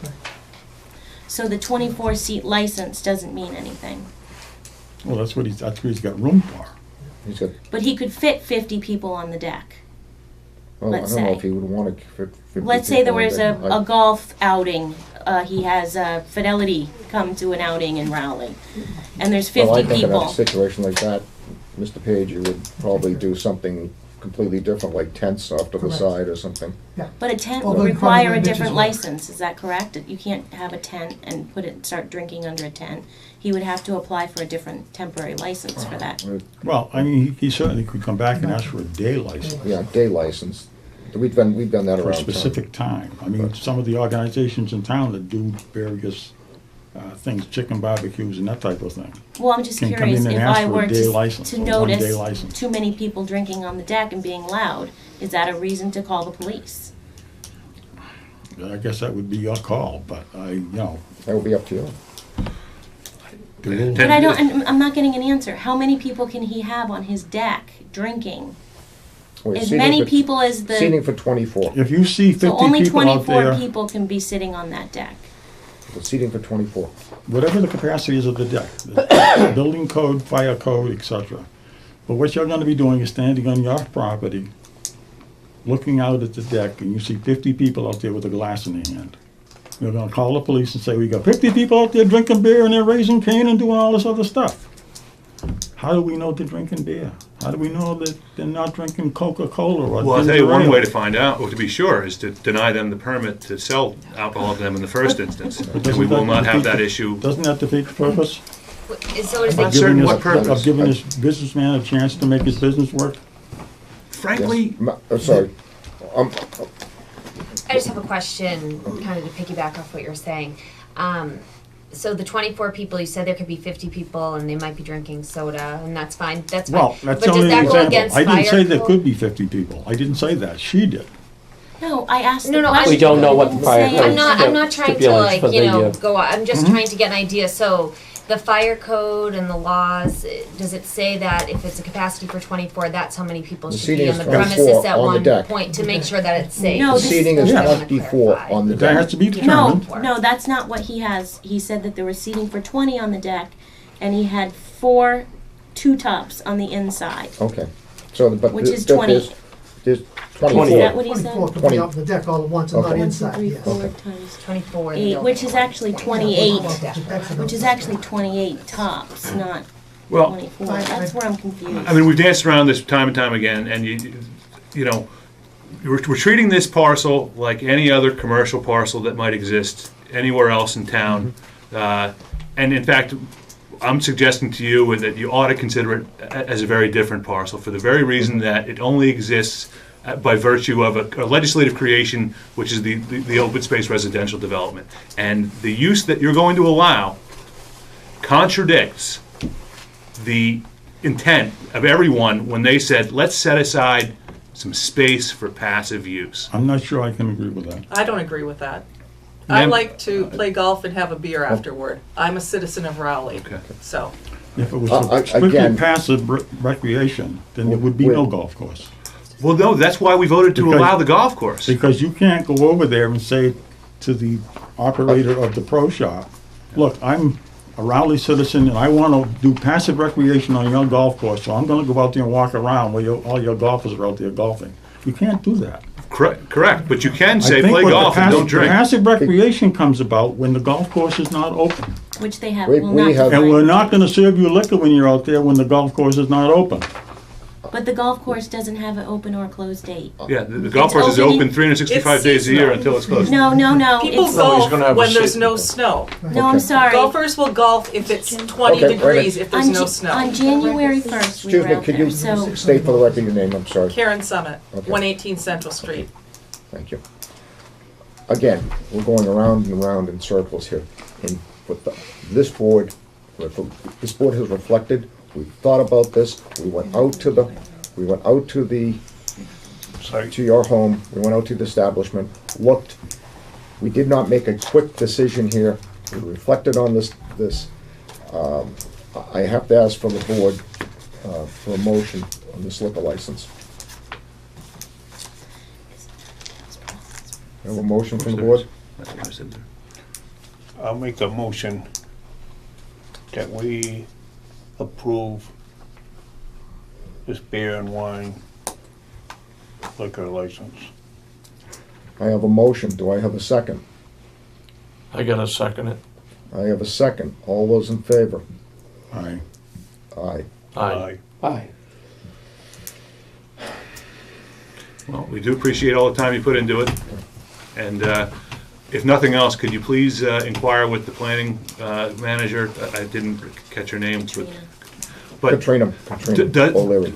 Doesn't the designation as an open space residential development change the character of this lot to something different than what, and therefore, I just don't see how the same rules are applicable, because it seems to me like once you commit something as a set aside for a specific use, to expand that use for the unique benefit of a single landowner seems contrary. Mr. Thornton, I appreciate you coming in. I appreciate your comments. Thanks for your time. We really do appreciate you listening. And thanks for It's stopping a by. hard, Stop by. hard decision. We all Yeah. went, I mean, hey, visited what you wanted. You know, we hope There's one. that this is a tremendous reason for people to come to this area and want it to to be a success. But we just don't want we've all seen things go wrong. Tonight I was out to your home, and then I went over to Mr. Page's pro shop. I thought long and hard about it. I stayed awake 3-4 hours that night thinking about it. Woke up in the middle of the night. Well, Believe me, there's no easy decisions. well, Not easy. listen, you got a tough job. I could tell you, believe me, this board, we really sit back and look at things and reflect and talk things over. We wish that the planning board would do the same. I think they. Well, I sat on the planning board, and you have some good members on the planning board, and they need people on the planning board. This is my plug again. Well, And, the thing of it is, though, it's this train leaving the station.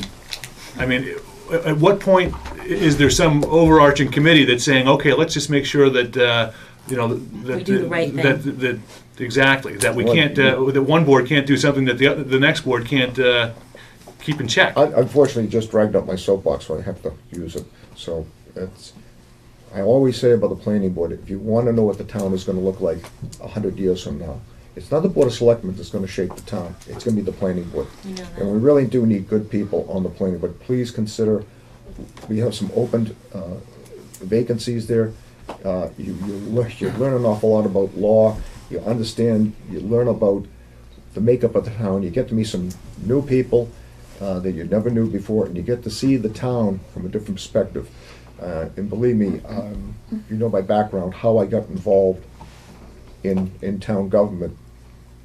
Something's an incident, okay, that got me into government, and it changed my whole perspective on how I look at things. And it's watching town government work is kind of like watching sausage made. I said that before. It's a pretty ugly process, but if you give it long enough and it ages properly, it comes out looks pretty good.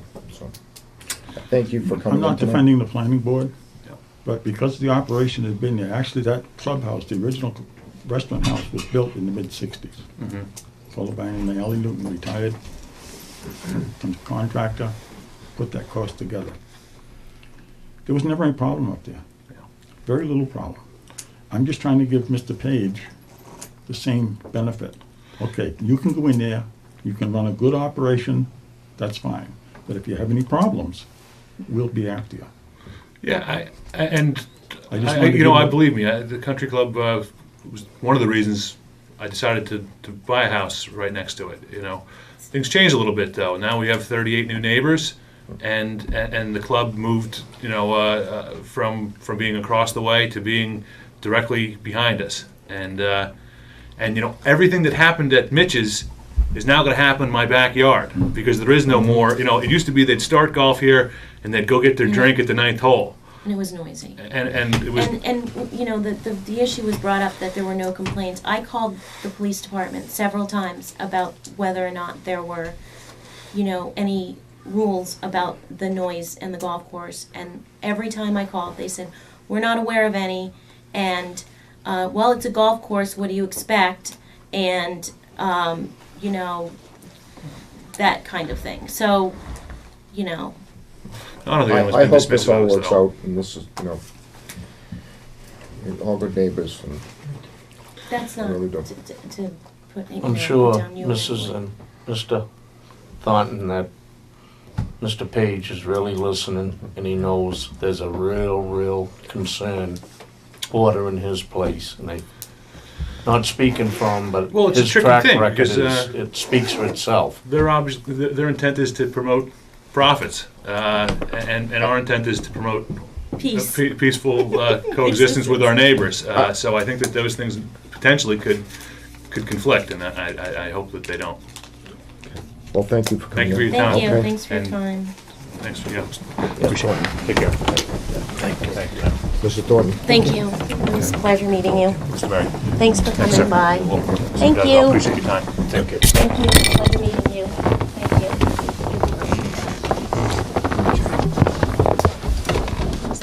Excuse me, oh, close the hearing, can I have it?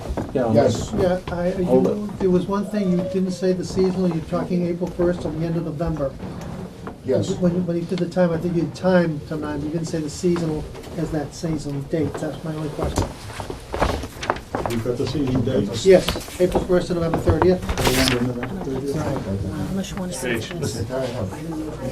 I'd like to talk to you at some point. No, no problem, I'm working hard. I'll make a motion, we close the public hearing. Now that we're here, We'll take it. please, Second. I apologize, I don't want anybody else. I, Joe Perry. give me a call before you call the police. Thank you. Can I thank you very much, I appreciate that. And we'll be- happy with Sign, Okay. sign Form 43. It says sign here. Red sticker, sign here. Where's my stickers? Oh, here it is, okay. Oh, here's a pen. I didn't get hold. Does that have the restriction?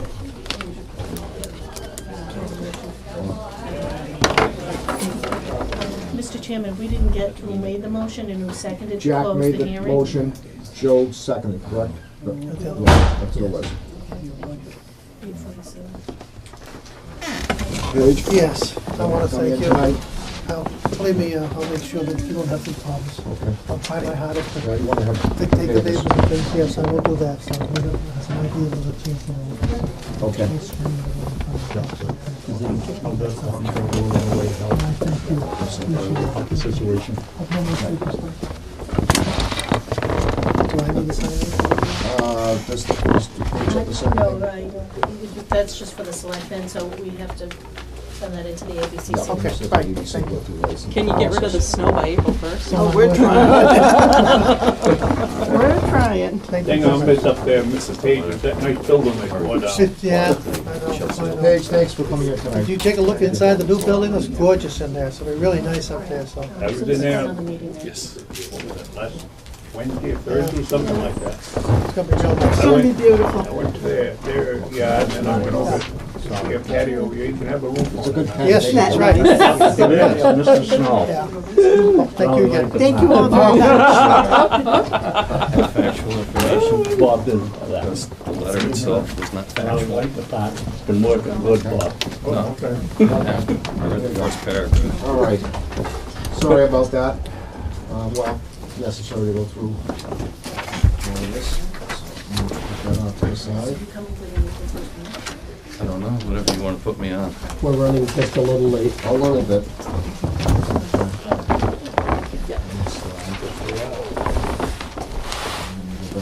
Sure you don't want to go first? Where are we? You're gonna crack the smile? So, Mr. Chairman, we have a 7:45 appointment. with I'm not ready to Rachel. tackle that one yet. Yes, I'm trying to find my, what did I do with my agenda? Oh, With Oh, here it is, wait a minute, here it is, I found it. That's mine. Bob won't be able to follow the Do you meeting. need an agenda? No. No, I have it. You lost it. I lost it, but I found it.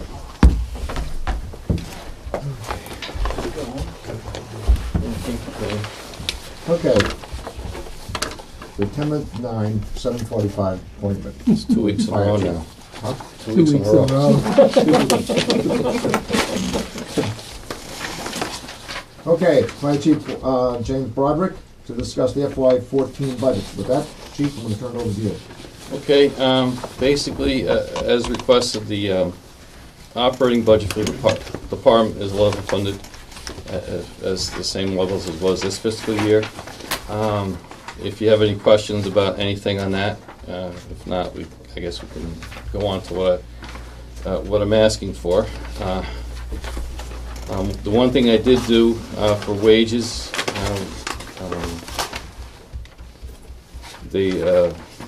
based on what the personnel board recommendations were, and on overtime, I did ask for an additional $33,672 to take into consideration the increase that the full-time firefighters received this fiscal year, and also to allow them to attend more training, which right now they're basically one major training session a year, with well, the lack of people wanting to become a firefighter in town, call firefighter. I need to start sharing some more of our knowledge from the full-time guys to the call guys, and for that to happen, we have to be able to train together. And right now, we don't have them come on a regular basis. It's when we have a special training, then I try to get everybody together, but I need to have them show up more often at night for training. How many call firefighters do you have now? Right now, there's 23 of us all together, so there's 19 call firefighters. 19. Mr. Chairman, if I may, I'm going to recuse myself from sitting in the audience for Sure. this. So I'm asking for an additional $3,672 to the overtime to cover some of that. How much? $3,672 over the $30,000 last year. Okay. Let's see. For capital equipment, I'll start with the big one first. Back in 2010, I went to replace the Tahoe, which is the chief's car, and we were able to purchase a 2010 F-250 four-door cab pickup truck, which I was hoping to be able to use as a command car and a support vehicle. During the time that we purchased the vehicle, I was allowed to keep the Tahoe. For the first couple of months that we had the pickup truck, I used it for my own vehicle and found it to be wanting as a command vehicle. It just didn't work, and it's good for what we're using it for. We tow the spill control trailer, response trailer with it. We can tow the communications trailer that we had received, and both those trailers came after we purchased the pickup truck. And I have an additional trailer and all these trailers didn't cost anything to the town. We were able to get them through either grants or surplus property. That the smaller trailer carries barricades and cones and sandbags for closing roads during disasters and what have you. If I'm using the pickup truck for my chief stuff, as everybody calls it, chief stuff, it's not available to be used by the department. That doesn't mean it. Okay.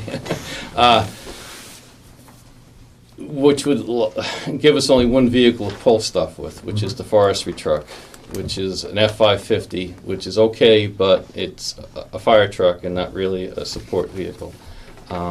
If I'm out of town with the F-250, it's not for use.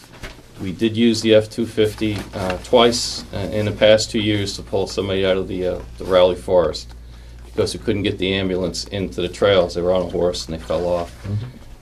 So we were able to get him in and out with the pickup truck.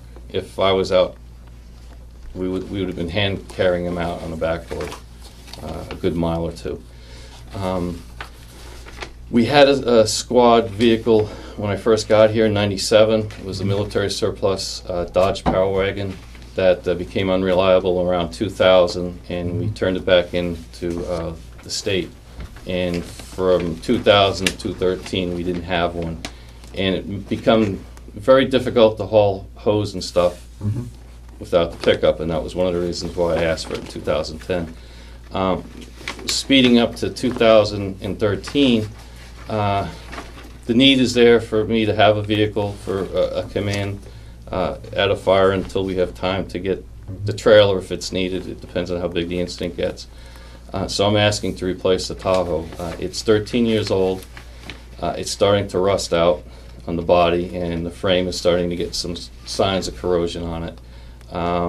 It doesn't have, in the grand scheme of things, it only has 83,000 miles, but it has a lot of hours, some idling and stuff like that.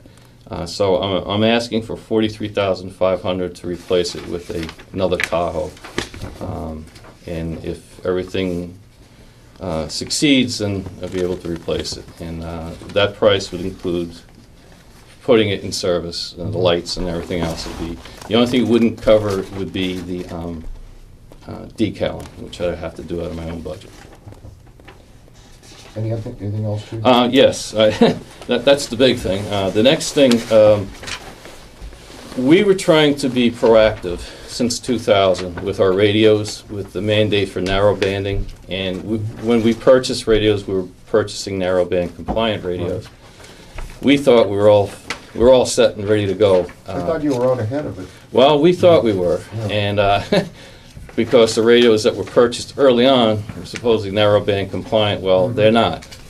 And so we have 3 portable radios and 2 mobile radios, which we use as the radios that talk from the fire station to the repeater and from the police station to the repeater, which is what we're working on. They won't narrowband.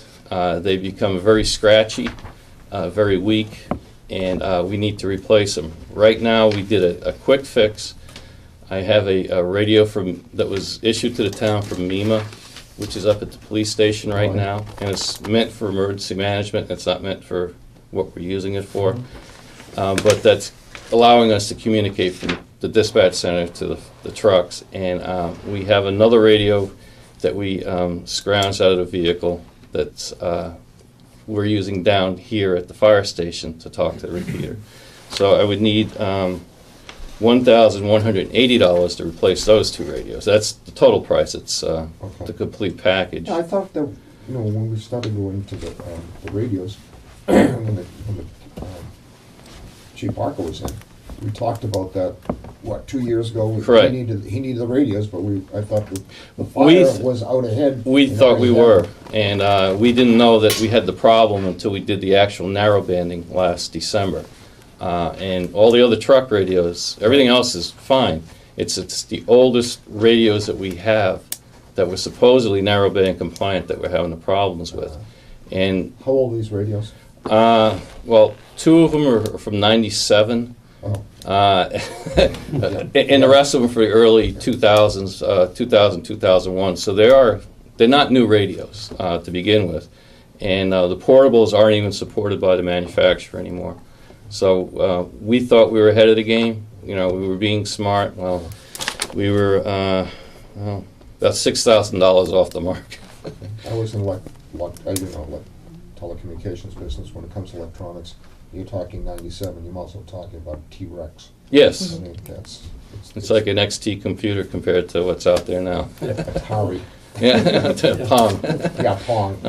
But we thought we were ahead of the game. We were trying to be proactive throughout when we knew that the mandate was there. Unfortunately, I guess we got a little too far ahead of ourselves, and so we have a couple of radios. I can understand that. I used to go through that all the time with electronics. Right. So with the portables, I would need to get 3 chargers also to put into the vehicles to replace those radios that are in there. Of course, they're not compliant with the new radios either. So that would be. Well, it's I should have added all this stuff up, and I didn't. Is this the one here, Chief? Yeah, on page 4. 5841. Is that right? Yeah, it's these here. It's on Form 4. After we get the base radios for $1,180. About $7,000. Yeah, $4,530 for the portables, and the 3 charges about $1,311. And that's for, in a nutshell, what I'm asking for this year. To kind of go forward a little bit in my narrative, I discussed engine 1 is paid off this year. Engine 4, the latter would be one of the next 2 vehicles to be set for replacement. They're both. Engine 1 is what year? Engine 1's a 2009. So this is the last. This fiscal year coming up will be the last year on that. That's the last one you bought? Yes. Wow, next July it'll be ours, huh? Yes. Chief, can I ask you a question? On Form 1, it says station equipment lease. Yes. Are you still leasing the forestry truck? That's the forestry truck, the station lease, and the equipment that's not owned by the town. That's all together. And yes, we are still leasing that. Is there any way we could pay that off, get rid of that? What? That lease on the forestry truck? Oh, I know. Yeah, that's part of it. Then there's $750 a month in it for the station lease. When does that get paid off? Oh, I don't know. I'd have to look that up. That was a long time lease we talked You know, about. it's 10 years into it now. I think it was a 15-year lease if I can guess, but don't hold me to that. I'd have to go look that up, but I believe it was a 15-year lease. It is 10 years into it now. We're 9 years into it. It's a 2004, so we're 9 years into it. Let's look into that and see if we get that out of the way. Sure. I can ask Dougie to check and see what the balance is on it and then get back to you on that. Make it much easier to replace the Tahoe if that was on the way. Yeah. Any questions from members of the board? Sounds good what the chief presented. That's all I had for questions. Yeah, I don't have any questions. So we would put that on the town warrant. Well, Mr. Chairman, so on the new vehicle, we would wait till we had enough for the capital equipment borrowing. We were talking about maybe possibly doing that in the fall. Yeah, fall town meeting. Yeah, I'm just presenting and I'd like it sooner, but I'll work. I don't sign the check. Yeah, I don't see right now. Any other questions? No. Okay. All right, Chief. Anything else? We need to vote on the budget. Yes, because the fire chief will be meeting with the finance committee, so he will need the budget recommended, and that would be emergency management in Form 1. Yeah, the emergency management is, again, level funded. The stipend, as we discussed last week, $4,000, up from $3,000, for a total of $6,099. Okay, can I have I'll make that motion. you make the motion, Joe? Okay. I'll second it. I have a second. All those in favor? Aye. Aye. All right. Have a good night. Anything Good else? job, Chief. I'll see you tomorrow night. I'll see you tomorrow night. Have a good night. Another meeting. Another meeting, yes. Have a good night. Oh, such Well, it's now 9:04. Bob will come back from outside. And this is the 8 o'clock appointment that's an hour and 4 minutes late with the treasurer collector, Karen Summit. And with that, Karen's here to discuss the FY14 budget, so with that, I'll turn over to Karen. All right, thank you very much, gentlemen. The biggest change in this budget from previous years, you might notice that the administrative assistant wages are down 40%. Yes. And what I have done is, when I took office last year, I wanted to make some changes in the way that the office process payments and try to automate a few things. So Karen O'Donnell and I spent about 6 months in there alone, and we instituted some changes, and after making some of the changes, I decided that we didn't need a person in there 29 hours a week. So that position, I just hired someone 2 weeks ago, Bridget Alongo, and she is working 16 to 18 hours a week. It's kind of a new thing, so right now she's working 16, and we're going to see kind of how that goes. But the position is funded for 18 hours a week, so that's why we saw that that decrease in that. And if you look at the expense page, I just want to highlight some of the changes. I've actually reworked this. In the past, there was a line called computer maintenance that had a lot of different things in it. So what I've tried to do is kind of break things out more functionally, mostly, for myself to track things and keep track. You'll see that the first item was we had paid $250 a month for a bank to reconcile our payroll account. And I had moved that account to another bank that now does it for free. I've broken out the billing, and if you look at those billing numbers, the first one is real estate, personal property, and the next one are excise, and that includes the printing, the postage, the mailing. So that's pretty much everything that has to do with those. I'm thinking we did not see any increases from our vendors this year, despite the fact that postage went up. So I have put a little bit of an increase in there for next year, anticipating that may happen. The next item is called lockbox. And what that is we have two different services. People may have noticed that when they get their bills now, instead of paying them to a post office box in Raleigh, they go to Woburn. And what that is that's basically a service that opens the mail, scans the forms, scans the checks, and then sends us the information. So we don't have to do that manually. For example, we sent out about 6,000 excise tax bills in the end of January, beginning of February, and that was a big help to us. We had time to do other things in the office rather than just open bills and post bills. We still welcome people who want to come in and pay their bills in person. We'd like to see them come on in. That's not a problem for us. We also have the box on the side of the building. People are still more than welcome to use that or to pay online. The other lockbox service that we use is a service that when you go to your bank and you do online bill payments, what happens is there's a paper check that's issued, and all that gets sent to the vendor is that check.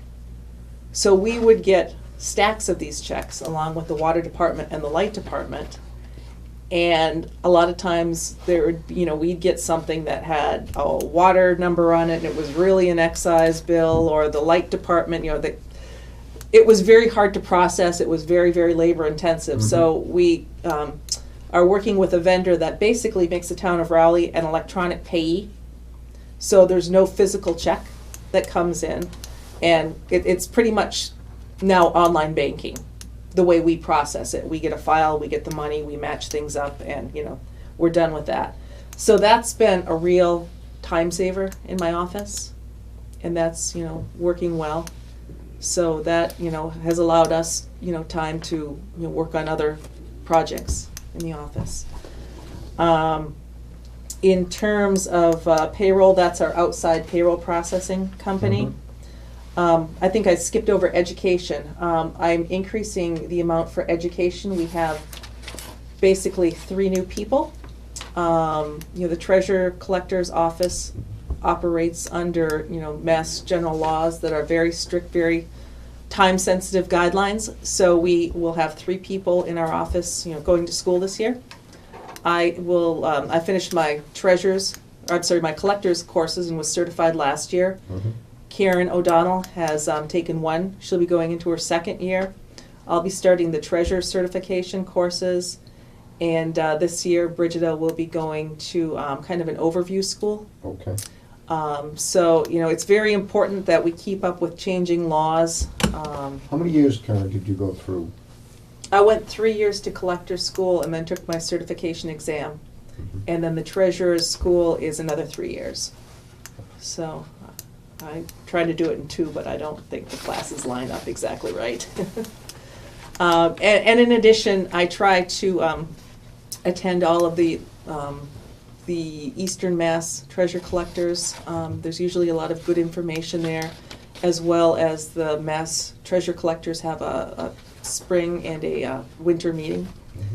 And, you know, it's just an update on what's going on. You know, we have people tell us what's going on, you know, with the legislature, what's going on with the budgets, and just kind of, you know, the trends that are really important to know.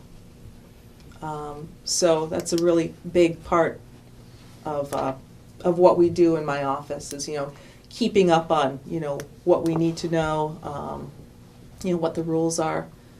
A big thing that we've done is record and archive maintenance. We have done a lot of, we have a room down in the basement, and ever since I've been there, it's like, oh, we should go, you know, figure out what we can get rid of down there. And there are rules, you know, there's an archive list that says, okay, this is your retention schedule for this. You know, this is a permanent record, this you can get rid of every 3 years. And the stuff in this room is just, you look at it and go, I don't know what it is, and you shut the door and go back. So what I did this year is I had a company that specializes in records retention for municipalities come in, and basically what they did is they gave us an inventory of what we had. So now we have a list, and we can say, okay, this is record 1, 2, 3, 4, 5. We can write for permission from the archives to get permission to destroy these years. So that's been a big thing, and that's something that, you know, we're going to be working on, and then going forward, you know, we'll be on a retention schedule. And that permission to destroy the records has to go to? Comes from the state. Yeah. Secretary of State, right? Yeah, it's the archives division. Kind of like I'm letting the people at home know. Right. And, you know, every department has it. And the treasurer's records, because we are the ones that process the payroll. Payroll records are permanent records. Right. So we've got a lot of volume of records down there, and we're, you know, working with an article in the special town meeting to, you know, kind of find a permanent home for some of those things. How far back do a lot of them go, Karen? There's records. Oh, no. There's records down there, you know, from the 1800s. Wow. To do with billing and... Right. There's books down there that are very old, but, you know, we have, you know, back when they had the computer sheets that are this big, you know, that ran on the dot matrix printer. So we've got all kinds of different media down there, and, you know, it's just kind of chaos. Fortunately, the room has been big enough that we just kind of threw some more stuff in and then shut the door, but, you know, that's not a way to manage your records. No. So our software license is basically what runs our collector software. Subscriptions, you know, we have some industry subscriptions. And supplies and forms, we supply, we've been also trying to do some of our forms electronically. We have a form for when departments turn money over to the treasurer's office. So we've been trying to, you know, put some of those, put some of those into PDF forms. So people, especially people who turn over the same things to us month after month, they don't have to, you know, write everything out by hand. And you know, it also saves money. And repair and maintenance, we found that some of our drawers were falling apart and some of our chairs were falling apart. So hopefully we fix those this year. We won't have to deal with that again for another 20 years. So, does anybody have any questions? Board have any questions? Okay. And some of these things we've only run for a portion of the year, like our lock boxes. Yep. You know, we haven't had a full year, so, you know, I've tried to move things around so I could have a little bit more flexibility, but it is still level funded from last year. Actually, the whole budget is down about 2%. Just curious about what percentage of the people use the online? I want to say maybe 10 to 15%, but you have to remember, especially with property taxes, we have about 60 to 70% of people who escrow. So we get, payments in from mortgage companies. So, when you take those out, it's pretty big. And it gives people the ability to, Yeah. pay their you. bills and their jammies. Thank you. Anything else? Is it okay if I ask a question? Certainly. Yeah. Just curious, the lockboxes, what kind of money do they charge the town for their services?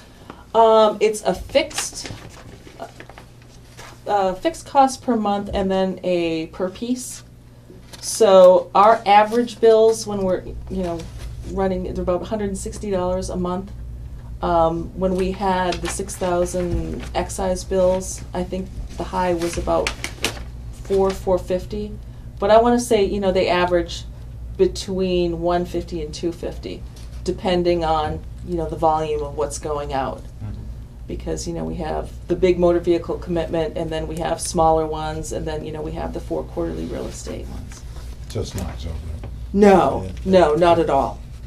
No. No, that's just curious. Yeah, no, it's very, it's a very good investment, because it frees the people in my office up, to do more valuable things.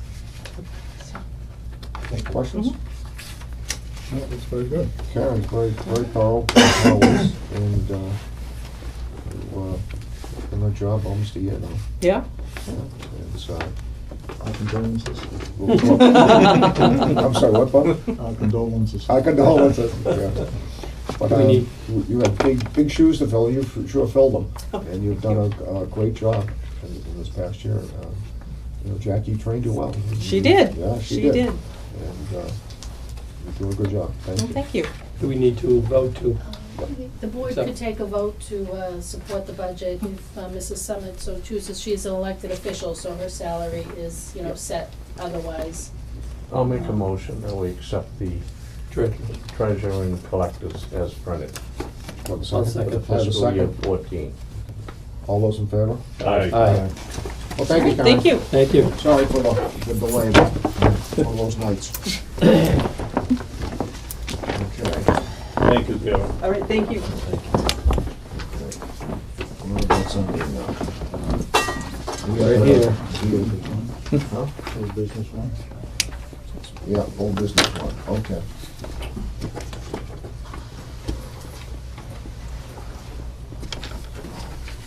This ties into the chairman's comments. Okay, this is DEP administrative consent order. I'll need you gentlemen some help in reading this, because this is quite long. Mr. Chairman, could you read the introduction to Yes, that? I am. Because I think the focus will be what we're gonna need for direction after you read the long document. Debbie is following DEP administrative consent order. This is old business. Debbie is following up on the consent order issued by the Department of Environmental Protection against the town.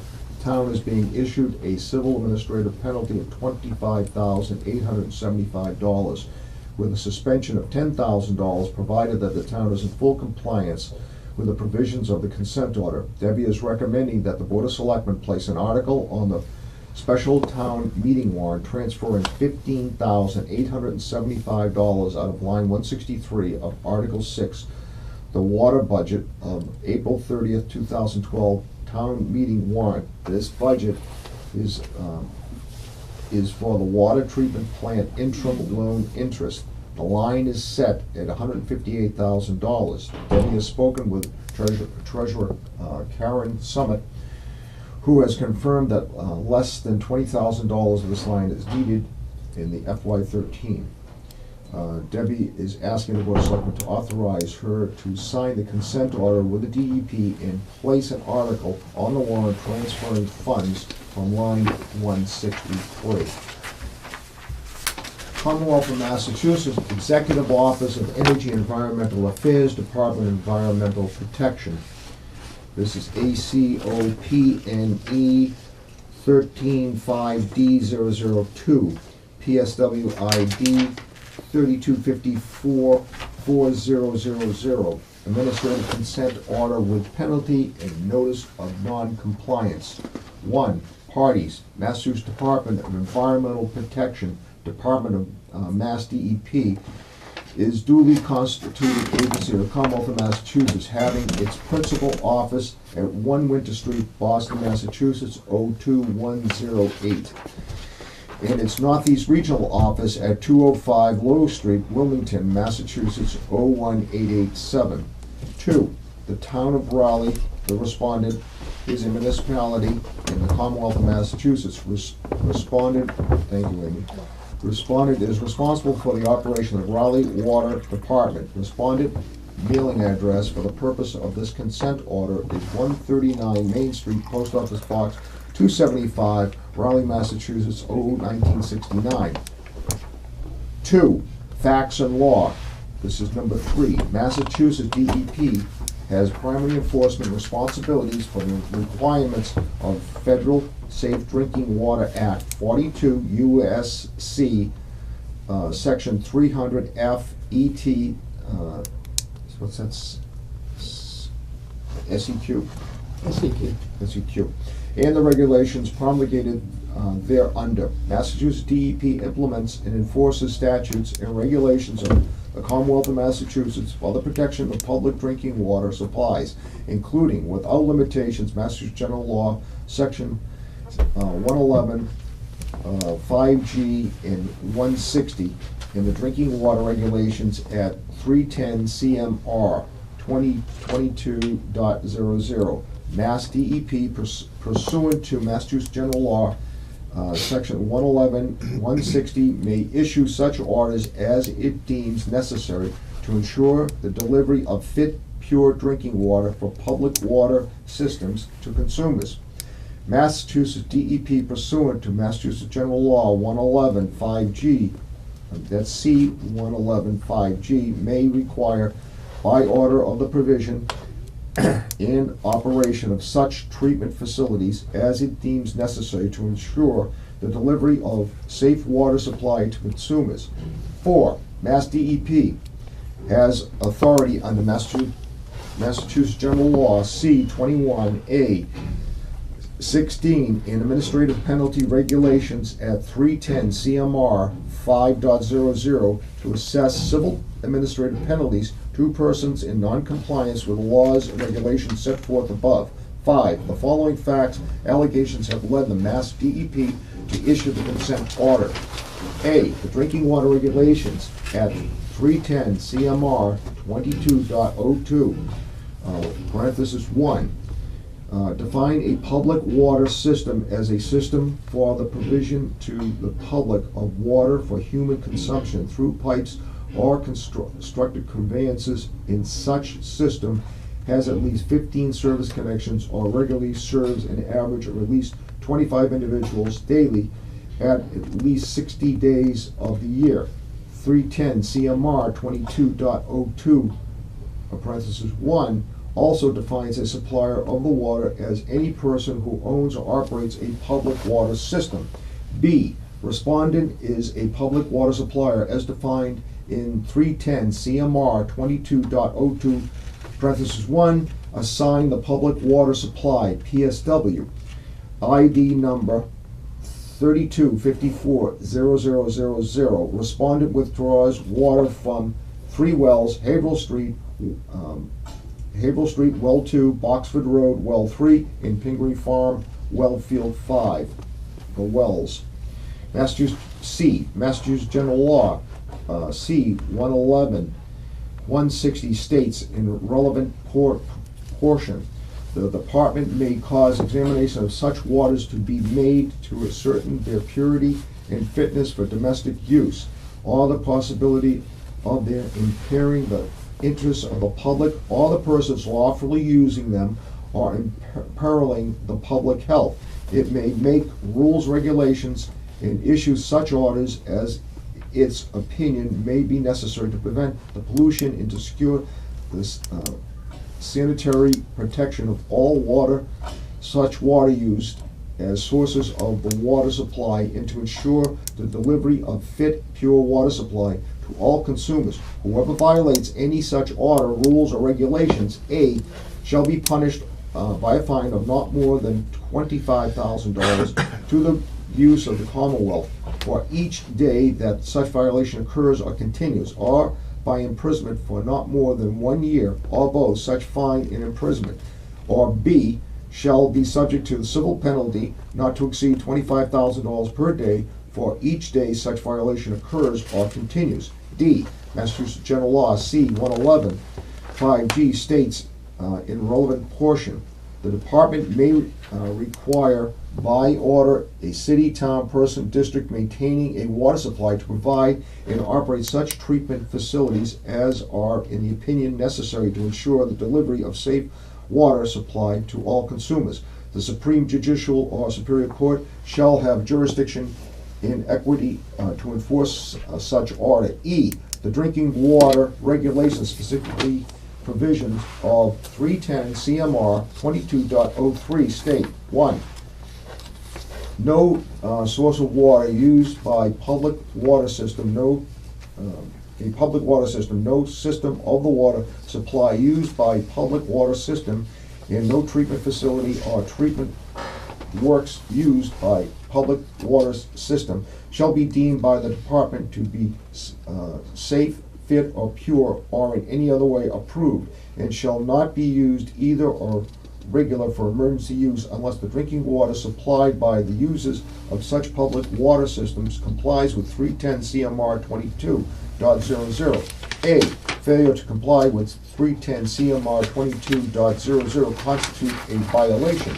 B, for any violation of 310 CMR 22.00, when so determined by the department may set the schedule for the compliance within the administrative consent order or other enforceable document with specific interim measures that the supplier or the water must take. Failure to meet the scheduled interim measures constitutes a violation of 310 CMR 22.00. C, failure to comply with any term or condition of a permit, written approval, or order issued by the department constitutes a violation. F, drinking water regulations, specifically the provisions of 310 CMR 22.04 parenthesis 7 state, each supplier of water shall operate and maintain its water in a manner that ensures the delivery of safe drinking water to the consumers.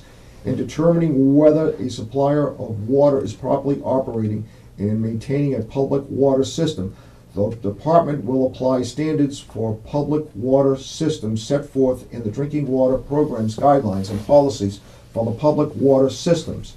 G, in addition, the Massachusetts Drinking Water Regulations at 310 CMR 22.04 parenthesis 5 state in relevant part existing public water systems. The department may require any existing public water system to demonstrate in compliance with 310 CMR 22.00, including but not limited to 310 CMR 22.04, parenthesis 1, and the department's guidelines and policies for public water system and otherwise directed by the department. H, Massachusetts Drinking Water Regulations at 310 CMR 22.15, parenthesis 9A state, except as otherwise determined by the department in writing, each public water supplier shall notify the department and its local board of health as soon as possible, but not more than 2 hours after obtaining knowledge of potential or actual emergency described in 310 CMR 22.15,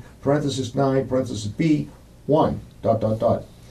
I, regulations at 310 CMR 22.15, parenthesis 9, parenthesis B state, emergency reporting is required after the occurrence of such of the following incidents or emergencies that result in consumers of the system receiving water that does not meet required or routine quantity of qualities conditions. 1, emergencies or incidents requiring notification within 2 hours. G, any other emergency as determined by the department in writing. 2, emergencies or incidents requiring notification within 24 hours.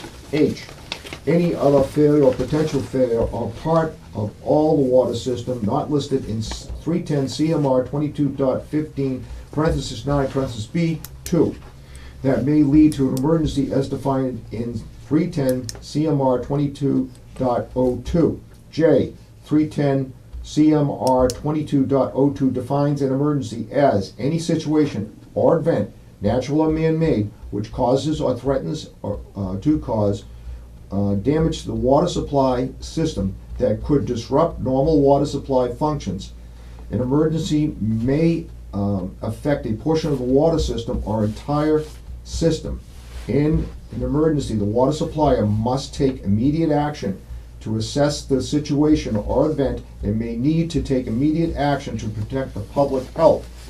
L, furthermore, Massachusetts Drinking Water Regulation 310 CMR 2204, parenthesis 13, requires the following. A, each water supplier must prepare and keep in an easily accessible location emergency response plan prepared in accordance with 310 CMR 2204, parenthesis 13, and Massachusetts Drinking Water Guidelines and Policies for Public Water Supplies, Chapter 12, Emergency Response Planning Requirements Guidelines, including Appendix O. Handbook for Water Supply Emergencies. The emergency response plan shall be designed to ensure that the water supplier is able to respond effectively to the potential and actual emergencies. The emergency response plan shall include detailed steps that the water supplier shall implement to ensure a continuation of service in the event of potential or actual emergency, including but not limited to 4, contamination of water in the distribution system from or causes. 7, potential immediate threat of chemical, microbiological contamination of water supply over limits specified by the Department of Office Research and Standards as set forth by standards and guidelines for the contaminants in Massachusetts drinking water. 9, the act of vandalism or sabotage that has the potential to impact or impacts water quality or quality of water available to the system. 11, any other failure or part of all the water supply system due to equipment failure, human acts, deliberate or accidental, human or man-made disasters. M, excuse me. M, on February 7, 2013, the department received a phone call from the respondent's town administrator in which he states that the Massachusetts Environmental Police Division, the EPD, had been conducting an investigation of 2 of the respondent's water department employees. The caller said that the EPD's investigation had stated on December 2nd, 2012, the caller also stated that 2 employees were the respondent's primary and secondary operators, and they had been arrested and charged with alleged illegal possession of untagged deer. The caller informed the department that the respondent's water superintendent knew about this on December 7th, 2012. N, narratives that accompanied the arrest report written by EPD Sergeant Michael Grady, arrest report incident number 12-538-OF. Date stamped February 6, 2013. The report describes the above-mentioned alleged illegal activities as being both inside and immediately outside of well number 3 pump house and occurring within several feet of the wellhead. The alleged illegal activities described in the report included butchering and draining of the carcasses of untagged deer. Attached to the report are signed voluntary statements by 2 persons acknowledged that the deer butchering activities occurred at well number 3. These voluntary statements are both dated December 8, 2012. Oh, on February 7, 2013, the department verbally instructed and the respondent voluntarily agreed to immediately turn off well number 3 and to collect a full set of raw, finished, and distribution water samples the following morning to be analyzed for bacteria. P, on February 9th, 2013, the results from the laboratory indicated that distribution samples were free of total chloroform and only the raw water from well number 3 was positive for total chloroform but negative for E. coli.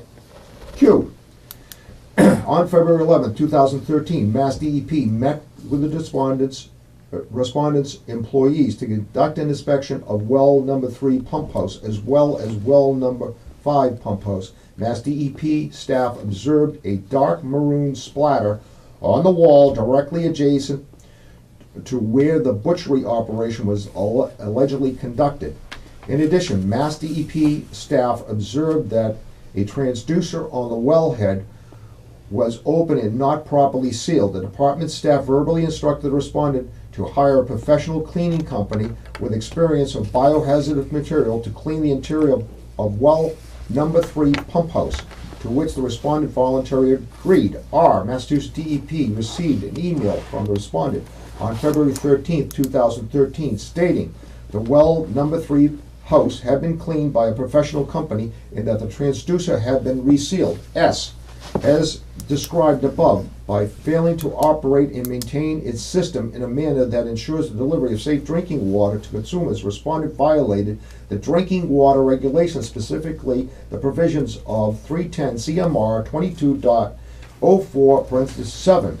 T, as described above, by failing to notify Mass DEP within 2 hours of obtaining knowledge of potential or actual emergency described in 310 CMR 22.15 (9) (B)(1), respondent violated drinking water regulations, specifically the provisions of 310 CMR 22.15 (9). 3. Order. This is Roman numeral 3, order. For the reasons set forth above, Massachusetts DEP hereby issues the respondent hereby consents to this order. 6. The parties have agreed to enter into a consent order because they agree that it is in their own interest and in the public's interest to proceed promptly with the actions called for herewithin, rather than to expend additional time and resources litigating the matters set forth above. The respondent enters into the consent order without admitting or denying the facts or allegations set forth herein. However, respondent agrees not to consent to such facts and allegations for purposes of issuance of enforcement of this consent order. 7. Massachusetts DEP authority to issue the consent orders conferred by the statutes and regulations cited in Part 2 of the consent order. 8. Respondent shall perform the following actions. A. Upon effective date of this consent order, thereafter, respondent shall comply with all of the requirements of the Federal Safe Drinking Water Act, 42 U.S.C. 300, etc. Sequence is that? And regulations promulgated thereunder, Massachusetts General Law C 111 5G and sections 160, and Massachusetts Drinking Water Regulations 310 CMR 22.00. B. Upon effective date of the consent order and thereafter, respondent may return well 3 to normal service.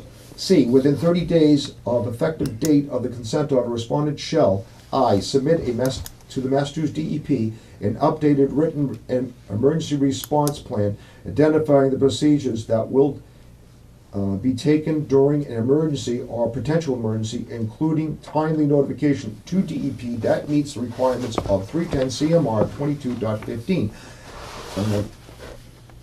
2. Submit to Massachusetts DEP an emergency response report, ER Form 1, to include remedial actions which once taken to ensure that the water is safe, fit, pure to drink. D. By May 1st, 2013, the respondent shall submit to the department for review the approval and description of the violations cited above, all as well as remedial actions which were taken to be included in 2012 Consumer Confidence Report, CCR. 9. Except otherwise provided, all notices, submittals, and other communications required by this consent order shall directed to Thomas Mahin, Section Chief Drinking Water Program, Massachusetts Department of Northeast Regional Office, 205B Lowell Street, Wilmington, Massachusetts 01887. Such notices, submittals, and other communications shall be considered delivered by respondent upon receipt by Mass DEP.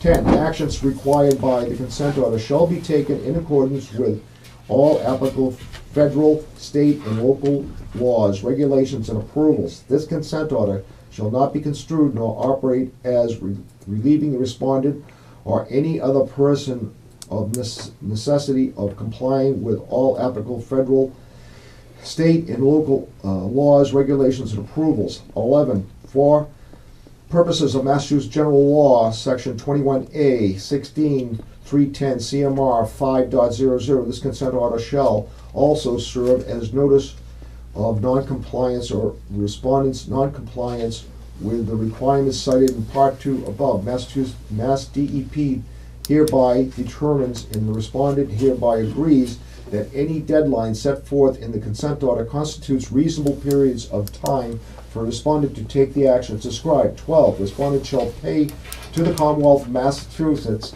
the sum of $25,875 as the civil administrative penalty for the violations identified in Part 2 above as follows. A. Respondent shall pay the Commonwealth of Massachusetts the sum of $15,875 as a civil administrative penalty for the violations identified in Part 2 above according to the following schedule. 1. Within 30 days of the effective date of the consent order, respondent shall pay the Commonwealth the sum of $4,000. 2. Within 120 days of the effective date of this consent order, respondent shall pay the Commonwealth an additional $4,000.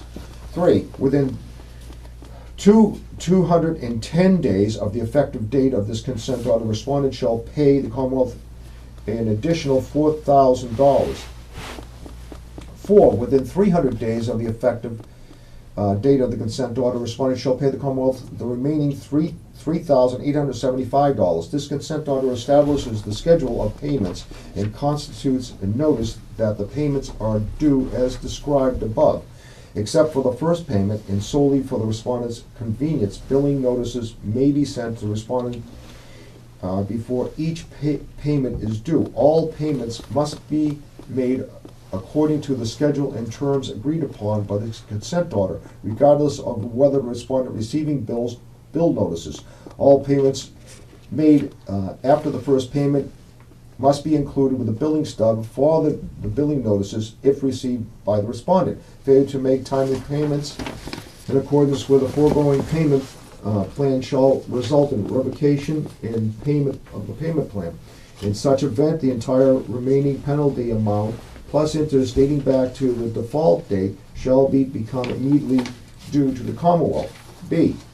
Mass DEP hereby agrees to suspend payment of the sum of $10,000, provided, however, that if the respondent violates any provision of this consent order or further violates any of the regulations cited in Part 2 above within 1 year from the last payment set forth paragraph 12A above, respondent shall pay the Commonwealth the remaining amount of $10,000 within 30 days of the date Mass DEP issues respondent a written demand for payment. This paragraph shall not be construed or operate to bar, diminish, or adjudicate, or in any way affect any legal or equitable right of Massachusetts DEP to assess the respondent additional civil administrative penalties or seek any other relief with respect to any future violation, any provision of this consent order, or any law or regulation. 13. Respondent understands and hereby waives its right to judiciary hearing before the Mass DEP on and judicial review of issuance in terms of the consent order to notice of any such rights or review. This waiver does not extend to any other order issued by the department. 14. This consent order may be modified only by written agreement of the parties hereto. 15. The provisions of this consent order are servable, and if any provision of this consent order or application thereof is held invalid, such invalidity shall not affect the validity of other provisions of the consent order. Validity, I'm sorry. Or the application of such other provisions, which can be given effect without the invalid provision of application, provided, however, that the Mass DEP shall have the discretion to void this consent order in the event of any such invalidity. Okay. Joe, can you take over? Number 16.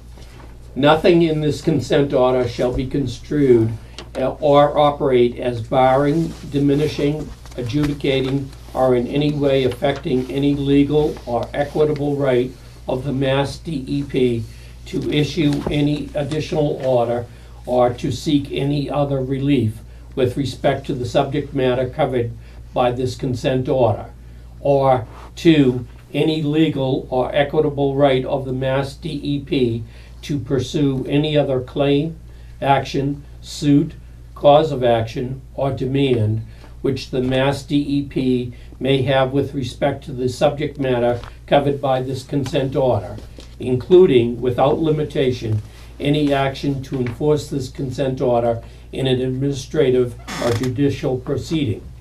Number 17. This consent order shall not be construed or operate as barring, diminishing, adjudicating, or in any way affecting any legal or equitable right of the Mass DEP or respondent with respect to any subject matter not covered by this consent order. Number 18. This consent order shall be binding upon the respondent and upon respondent's successors and assigns. Respondent shall not violate this consent order and shall not allow or suffer respondent's employees, agents, contractors, or consultants to violate this consent order. Until respondent has fully complied with this consent order, respondent shall provide a copy of this consent order to each successor or assignee at such time that any succession or assignment occurs. 19.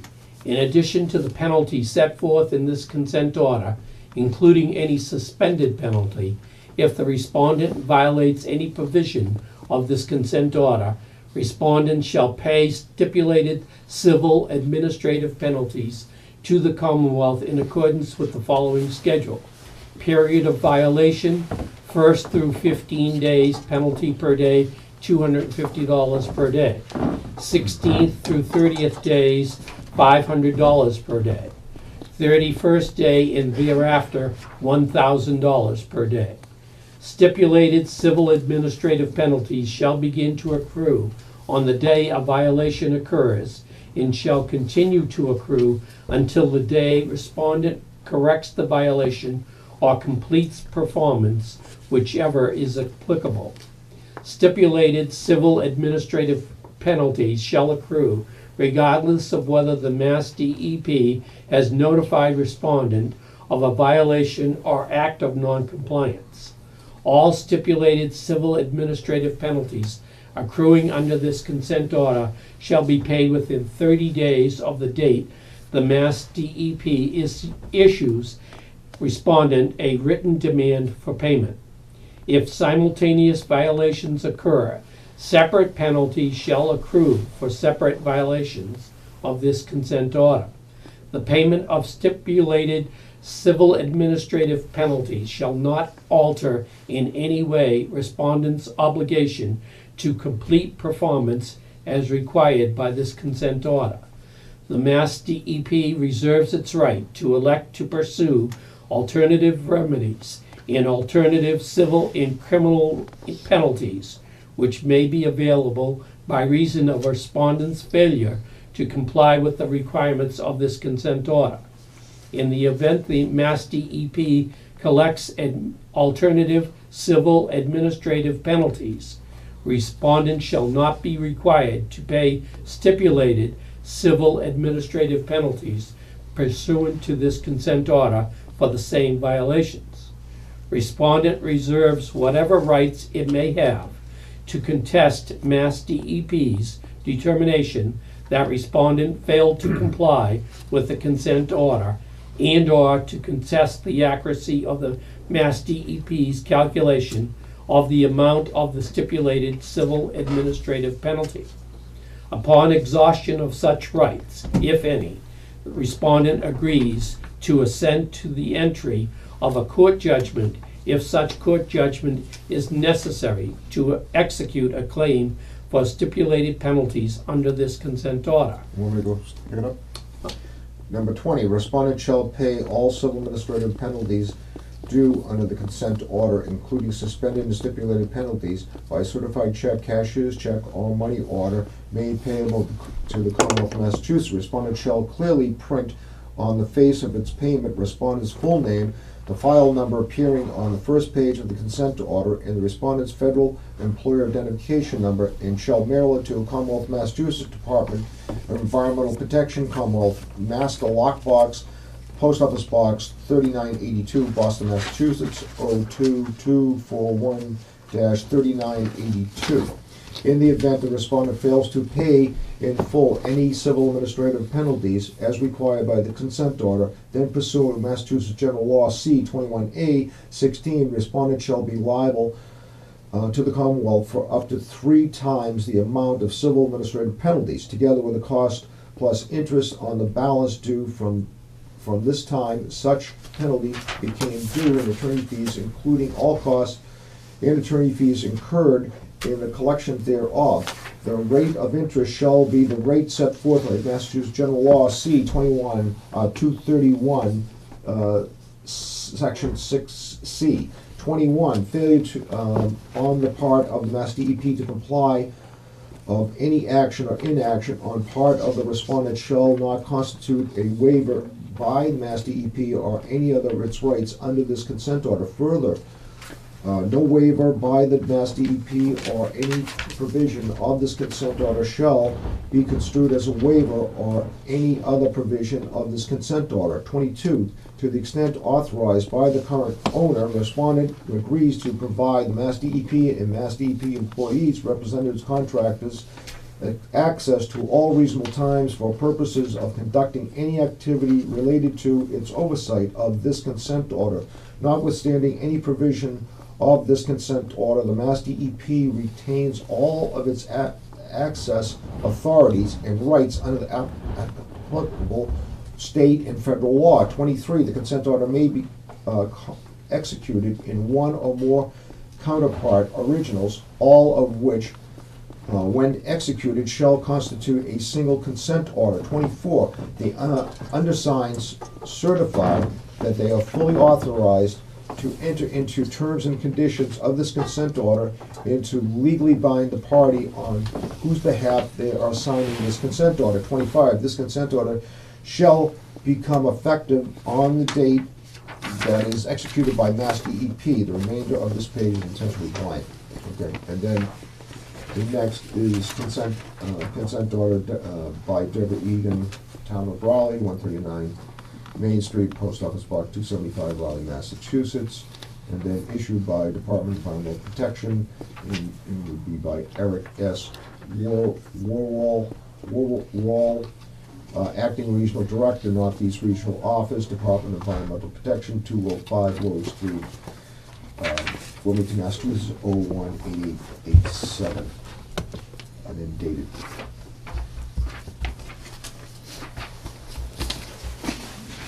I think, as you can see, the reasons for my chairman's comments tonight, and the actions I felt necessary due to this consent order.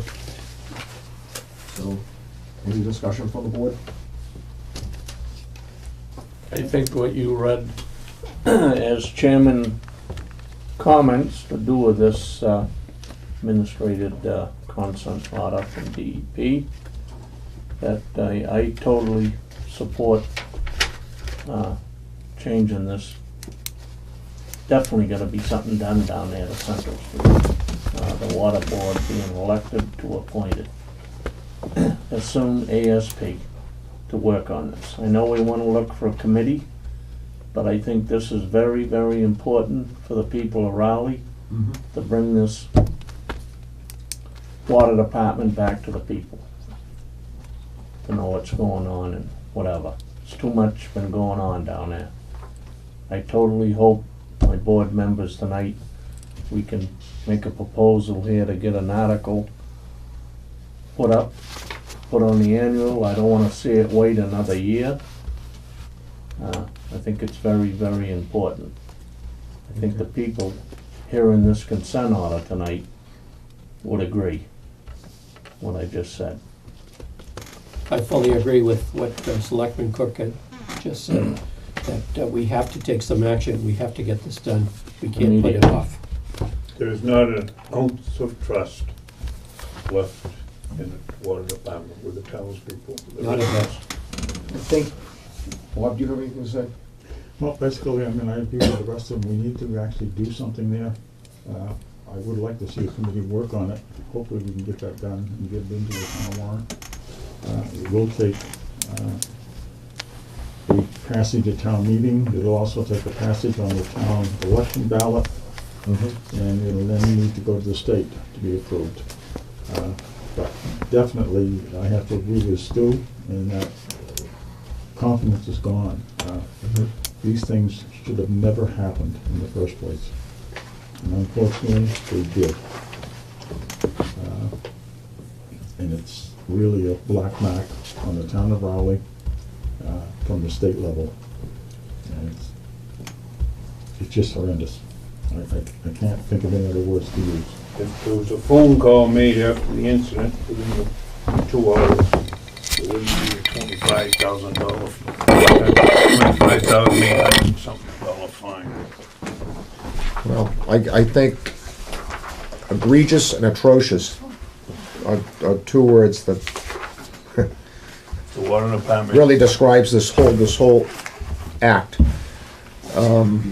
Our job, I believe, is to give direction, as the governing board of the town, and to direct the town to correct the problems at the water department. And I think it needs to become an appointed board, not an elected board. There are some members of the commission that I trust, okay? But I'm sorry, we need to move on and bring this under the authority of the Board of Selectmen. Debbie, how long would it take to put an article on, if, we couldn't even do it right now, could we? Or could we? I would need to actually run this by the town's attorney. I need to have her look at the enabling legislation and the warrant articles and come up with a legal opinion on that. I would presume that it would have to be an article in an election, and it would have to be on the annual town meeting warrant, but I can't, as Selectman Mary just said, I think that's the course of action. So if that's the desire of the board, we need to start this immediately in order, because I believe in order to have a question on the ballot, we would need to have it filed with the town clerk 35 days before the date of the annual election. That would make it Monday, April 1st. Wow. Trying to kind of count back here. It's May 6th is the town. Yeah, May 6th. Is the town meeting. May 14th is the annual election. Right. Town meeting is May 6th. And then it has to be worded properly. 35 days before town meeting, or the election. Before the election. So it's either the April 1st date, the wording would need to be finalized and submitted to the town clerk. So I'd have to do some work on this. I don't know if we have enough time. So we have we have 1 week to get this. I think we need to try. Yeah. If we don't have the time, we don't have the time, but we need to try. Mary, so we gotta try, because if you let this go by, it's gonna take you 2 years. You're right. Yeah. To get something going. You got 3 elected members, one's 1 year, you know what I mean, 2 years, 3 years. So if possible, if Deborah could make a motion, I'd like to make a motion, to get this tomorrow, because if we wait over the 30, we're dead on our part of it. Right. I think this is something, it's very, very important, what just transpired down there, and many other things. And, You gotta make a motion that we do that, we go ahead. Make a motion, Jack. I'd like to make the motion that we look, as ASP as soon as possible for the town administrator, Deborah Egan, to place this from a elected job to appointed job by the Board of Selectmen. And to go to the town attorney. Yes, to go to look into town attorney as I'll soon as we second. could. I have a motion, I have a second, all those in favor? Aye. Aye. Okay. Positively cannot and will not continue down there in this fashion. No. No. Now, we need a motion for Deborah to sign the consent? So Mr. Chairman, Yes. I move that the Board of Selectmen place an article on the special town meeting warrant transferring $15,875 out of line 163 of Article 6, the water budget of April 30th, 2012 town meeting warrant. I have a motion. I'll second that. I have a second. All those in favor? Aye. Anything else? Mr. Chairman, Yes. I move that the Board of Selectmen authorize the town administrator to sign the consent order with the DEP and to place an article on the warrant transferring these funds from line 163. I have a motion. Do I have a second? Second. All those in favor? Aye. Mr. Chairman, so what this would do, even though as you read, that we had negotiated a payment plan, since we realize there's an abundance of funds in that budget line that had been set aside initially for the interim loan that is no longer necessary, according to Karen Summit, we would be able to pay this in a lump sum and end this and fulfill the requirements, as long as everyone understands that the 3 points that you had read in the consent order are fulfilled. The emergency response report, which the town does have, you saw a copy of it, needs to be updated. The emergency response report, which details, you saw the draft form and the DEP has that, which is ready to be sent to them in final form. And then the consumer confidence report, which the water department has to send out, everybody gets it, a news, it looks like, Comes out once a year. an update on what's going on. They will have to have language in there that meets the level of what the DEP requires because of the list of the Consent order. issues here in the consent order. So that, and then maintaining this, making sure there's full compliance with federal, state, and local regulations. So it's a town issue, the sanction is against the town as a whole, so it's important that the Board of Selectmen present that to town meeting, as an issue about the town of Rowley. Yeah, the first one, if I'm reading it right, Debbie, within 30 days, we're required to pay that for, right? If we go over it, we can be fined, am I right, for payment one? Upon Yes. full execution. And it goes within 4 payments, but what we're saying is if we pay it at once, we don't have to worry about Right. Correct. Any of the others. correct, the balances. We were And that would initially, probably be the best bet for us to bail out, save us money. I think that would probably be the best way, Yeah. because the funds are available in that budget line this fiscal year. Well, they're gonna have to make it good. I mean, Debbie, if it- they got us into it. one lump sum, could they discount it a bit? No, they, we had a discussion with them, and they want to see the town fund out a standard operating procedure manual, and that may come with, which is approximately $10,000. That would include some training and implementation of that for the water department employees. And that was sort of the reduction Okay. that we asked for. Kind of built into the agreement, right? Certain things they put across, is that right? They did want to see a standard operating procedures All the document. provisions that Right. I read in the consent order. Yeah, yeah. That's what they wanted. And I think that would also include some implementation. and training for employees on procedures, and that was how we got it down to 15,000. Okay.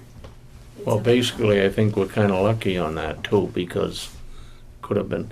No, go ahead, Joe. Huh? Go ahead. Go ahead. No, I'm saying is that it's still costing us money over this incident, incidents that we got down there. Oh, yeah. You know, because the going to school training or whatever, if we put out a book, a pamphlet, or what you want to say, a handbook with regulations in it, it would, you know, get us. Yeah, ideally, this would be a standard operating procedure written by a consulting engineering firm that would cover a lot of the issues they have to deal with, and water main breaks, and employee safety issues, environmental safety issues, health issues, and also some training on how these procedures should be done. And, you know, each employee would be required to sign off that they have a full understanding after their training of what they've just learned. So I think it would be quite comprehensive and Like a big handbook when they get done, would go Correct. from A to Z. Yeah, it definitely Yes. has to meet the CMR and the federal requirements. Right, For emergency response, so it's gotta be, it just can't be something to write up and say, this is good enough. It's Yeah. gotta meet those requirements according Requirements, to the consent exactly order. right. handling samples and transporting samples and Yeah. making sure, you know, the vehicles are equipped to do some of the work they have to do. Having the right trench boxes in the trenches, and there's a lot of things apparently that we've identified recently that probably could be improved. The business manager has been working hard on putting together a comprehensive list of things while she was the acting superintendent, so there's a need for it, I think. It would benefit the water department. I agree with Jack and Joe. I think we should have the article paid all at once, have it out of the way. Yep. Bill, identify yourself, please. Just two simple points. One is. Bill, can you identify, I'm sorry. Excuse me, Bill Demento, resident of town of Raleigh. Okay. I commend the board for the action you're taking. Surprised to learn of it myself.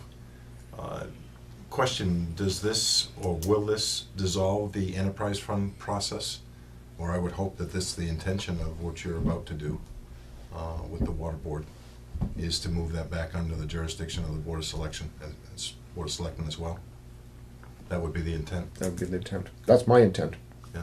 Well, I'm not sure that it would dissolve the enterprise fund.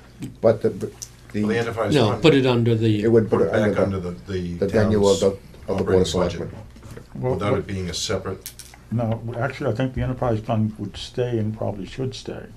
What this would do, Bill, it would be taking the elected position and making an appointment by the Board of Selectmen, which then has the control to appoint somebody that has the requirements needed to do the job. No, I understand that, but you feel that the enterprise fund should stay. Yeah, that's a separate legislation, if you will. When the state legislation was passed to create the Raleigh Water District and supply water to its residents, there's an option there that allows it to be an appointed position for the commissioners or an elected position for the commissioners. So we just need to modify that requirement. Actually, we don't even have to modify it because we have the choice. It would be up to the townspeople to decide which way they want to go. The enterprise fund came in much, much later, back in the late 80s. And that seems to work pretty well. It gives the town accountant, the town treasurer, the wherewithal to be able to control what goes on there to a certain degree because of the enterprise fund. So. And this will give the, the Board of Selectmen the oversight that's, I believe, is required, to the water department. I mean, we've already set up a fiscal team to sit and go over. We sat here, how many, 5-6 hours? One day. One day, just one day, and many hours preparing for that, going in, sitting down for that meeting. Is it, and the other question I had, is there any criminal actions that will be taken where the town's taxpayers will be reimbursed for the penalties being paid? That's an excellent question. Really can't, I don't think we can really answer. Answer that, no. Because Can't it's answer ongoing. Yep. With another agency, not DEP. Sure. As you read, as we were going. And I don't think we can, We I can't don't think, really Mr. say Chairman, anything we else can. other than that. Yeah. I think it is a little bit premature. Fair enough. I mean, obviously there's been some stuff filed, like the proper level of authority, but that hasn't been done yet as far as the outcome of that. So I think we need to at least wait for that to happen before we can even look at it. So. Bill Green, a citizen of Raleigh.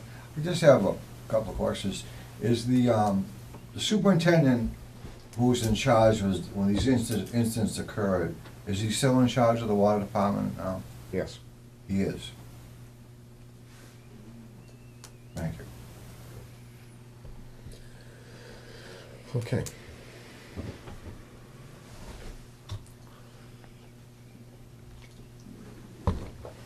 Okay, let's move on to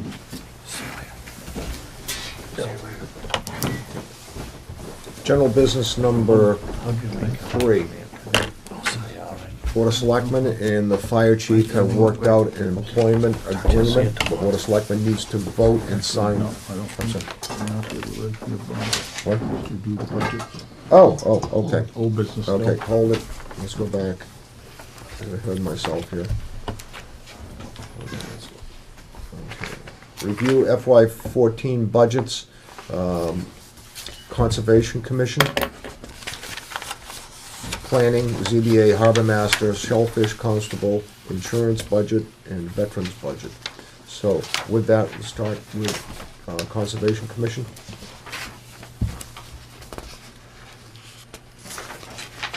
So, Mr. Chairman, this followed the guidelines, level funded on the expenses, the wage Yes. adjustment, in accordance with the, They're all level funded. in accordance with the step system. we implemented on the conservation. So, okay, There's just detail sheets behind it. excuse me? There's just the detail sheets. Detail sheets that are in the back of it. Okay, The main document we want to deal with is the first one. the first one. This one here, okay. So basically, the wage forms are, follow the new, Yes, I calculated it out myself. Okay, Conservation I Agent sent it F, to Brent. so And FYI, also, in fiscal 14, just note there's an additional day in the payroll year. Mhm. So not every payroll year is precisely 52 weeks. June Makes life 30th of 2014 falls on a Monday. Makes life interesting. So just so you know, it is Yeah. minor. Always does when it Always. falls an odd day. Minor, from fiscal year to fiscal year, you don't always see this flat, clean, change or rollover if it falls in the type of system. So, and then, he's entitled to a longevity payment, so. Mhm. So I just wanted to make sure that you saw it, because I'm gonna be getting these to the finance committee. The planning board also submitted a budget, and they worked on that as well, the implementation of the compensation schedule for that position, and they have level funded their expenses. Merrimack Valley Planning Commission, there's a slight increase in the assessment, and they seem to have redistributed the funds and moved it to the planning consultant line to cover that cost, to the MVPC assessment. Any other questions from the board going through this? Zoning board, the employment position there is in the bargaining unit, so there is no change other than the additional day in the fiscal year. Otherwise, expenses were level funded. And that was it in that department.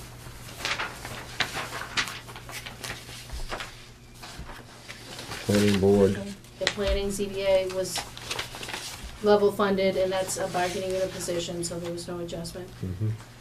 Okay, and then the harbor master, he's here this evening coincidentally, so, these are all non-union positions, so they've all been placed on the compensation schedule, and, these are the relevant increases, and he has level funded his expenses. Do you have any comment? Harbor Master, you're here, so. Okay. Shellfish Constable. Level funded. And actually, you've been able to, adjust the rates for the pump out boat and the assistants and still keep it within budget. Okay, we spent some time I kinda took a look at them, going look at the through, hours. how much, approximately, looking at the season, approximate hours per week to back in to your budget. So that's good. He actually has been able to implement it and have no effect on the overall budget.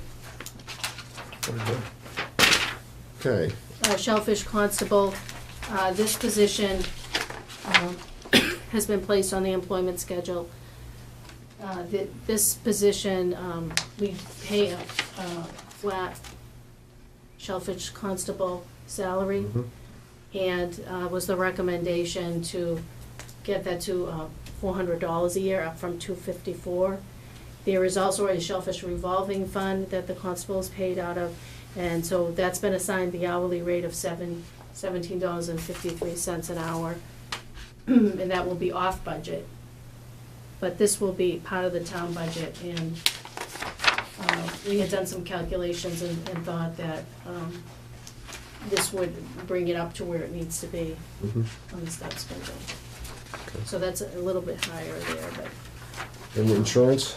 So in the insurance, I'm expecting an increase in the property casualty general liability insurance. However, we always have opportunities to reduce that through prompt payment, participation credits, dividends, Maya rewards. I will get that number down, but I can't say how much that's going to be. Additionally, you have to remember, we usually fund all the deductibles. So if a department head calls with an accident and there's $1,000 deductible, they don't have that in their budget, so it comes out of the insurance line.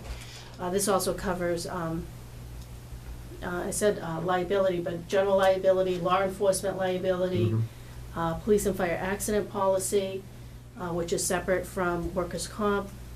And then the workers' comp insurance as well. So that's what we're estimating. I usually don't expend that entire budget line, but we'll work hard to continue to get discounts on things. The assessment to the retirement system is up by 5%, and also health insurance. And life insurance, FICA, Medicare. And veterans? Veterans, That's up. yes, I have been advised by the Veterans Director, Terry Hart, that we should increase the benefits line. The assessment's fine to the district. We do see here in this fiscal year, as you'll probably see signing the bill, significant utilization across the board. So if a veteran moves into the town of Rowley and qualifies, the town of Rowley is responsible for paying that benefit. So I am looking at an increase of $12,000, and it could be even higher than that. So You get a lot of veterans coming back and being discharged now and deciding to come back to the civilian life. So the town receives 75% of these costs back, but it won't be until, at least a year out, and then it goes into the general fund. Takes like a year to reimburse. It's lengthy, and it's a job in itself for Terry Hart. I don't know how he does what he does. Debbie, I just got a question. Back about a month and a half ago, on the TV, there was a gentleman that was, he was 80 years old. he was a veteran agent for 3 towns. The way I heard it, he can only represent his own town. Has to be a veteran agent appointed. I don't know if you're aware or heard anything, but it was quite a... In Massachusetts? Yes, Really? Massachusetts. I should have wrote a note down or whatever. I didn't think it was really, would bother us, but he was representing 3 small towns. He was the veteran agent for his town plus 2 neighboring towns. Something in the new change, he could only represent his own town. He could not represent the other 2 towns. I think it would maybe... I think there is a population threshold you would need to have your own full-time veterans agent. Fall under that, And under I that can't recall number. what it is, because I know it was a lot higher than Raleigh could ever be. This town, I wish I could, way smaller than Raleigh in the surrounding towns. It wasn't a big, the gentleman been doing it for years, a veteran himself and whatever. And the new rule is you have to have someone, and he was on there, he was 81 years old. And I'm not saying they tried to push the gentleman out, but I was gonna ask you right after I that haven't if there's heard a any- change or Yeah, anything. no, the big change was there were a lot of municipalities that were protesting the fact that they had to have their own full-time veterans agent, and they were not able to, collaborate like we are. We do have a certified Eastern Essex Veteran Services District that the town of Raleigh joined. I was here and part of that initiative to join. We were sharing a veterans agent with Georgetown. Yeah. And the opportunity came to join the Eastern Essex because we were a contiguous town to Ipswich. So Newbury chose not to join, but Georgetown could join. And the town of West Newbury got permission, because they're not contiguous to Georgetown, No. to join. We do have a representative to, Dick Cummings. Dick Cummings. He's on the board of who represents directors. us to the Maybe Essex I'll veterans. just give Dick, it was quite a, Yeah. Well, it Terry was Hart quite a will bit on know. it. Showed the man in his little office. And Give and Terry he didn't wanna, he wanted to continue. I'll ask Terry Hart Something, about that. something come Sure, into Terry it, would so. be- Yeah, Terry's a Neil would wealth be of the- knowledge. Yeah, Terry Yeah, I mean, this Hart- is only a little thing, and we got a gentleman in Ipswich that's doing, Oh, Terry a does good a job. fantastic I mean, job. Yeah. But I mean, I just wondered if some things are changing. I hadn't heard anything about that. Okay. He has, I'll I mean, he Terry has and- more veterans coming through there all the time. I mean, it's just amazing what he Yeah. does with such a small operation. Well, Mr. Chairman, Yes. I'll entertain a motion to, actually make a motion, how about that? To, Okay. accept the budgets after review of the Conservation Commission, Planning Board, Zoning Board of Appeals, Harbor Master, Shellfish Constable, Insurance Budget, and Veterans Budget. Second. I have a motion, I have a second. All those in favor? Aye. Okay, now we can move on to Board of Selectmen, employment agreement with the fire chief. The Board of Selectmen and the fire chief have worked out an employment agreement. Board of Selectmen needs to vote and sign the agreement. Gentlemen, all looked, good night, Larry. Good night, Larry. Have you looked over the agreement? Yes. Yep. Okay. This meets all of the changes that Requirements we from agreed last to. week. That's what we met Yeah, last week. yeah. Okay. Any comments from the board? Okay. I'll make a motion that we accept the employment agreement with the fire chief. I have a motion, do I have a second? Second. All those in favor? Aye. Aye. So if you could just sign that last page, Okay. Mr. Chairman. There is no, Last page on that? No, there is no last page. Oh, but I think that, okay, if you could just sign under general, We I'm sorry, sign- witness whereof, he had a Witness. problem, he had a problem typing this, and I didn't have time to Can clean I it up. s- I can either, I got signed below the dotted line or Sure. above the dotted line?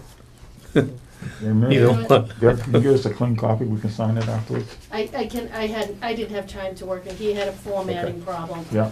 Why don't we I do can this? either work on it, try to get it so there's clear signatory lines, which you can, as long as there's an authorization to sign, I'll have it ready for you in the Alright. office. How about if I just sign and then Or just... alternatively, you could just sign how this one, Yeah, with the you one could sign. solid Yeah, line, here we go. with today's date. Bob, just do that one.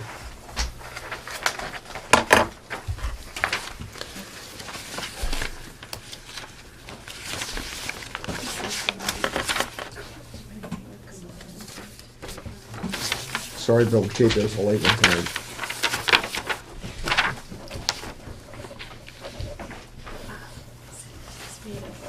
Your father would be here till whatever time. He'd love to be here. All right. He would. Believe me.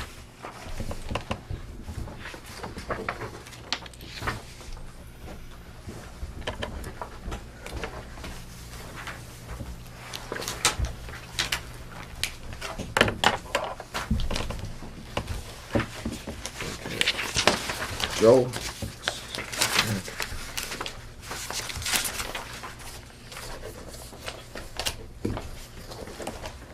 Is this what you had a meeting today for? Yes.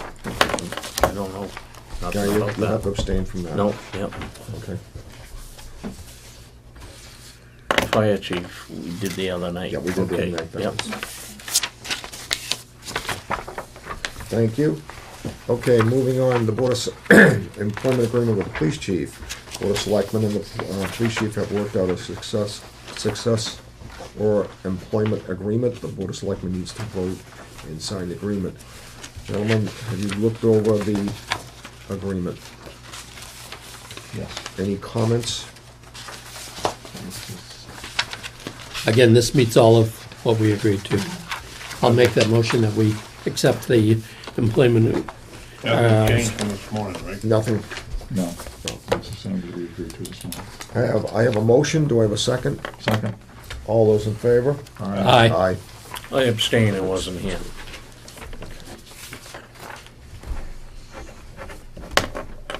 Here we go.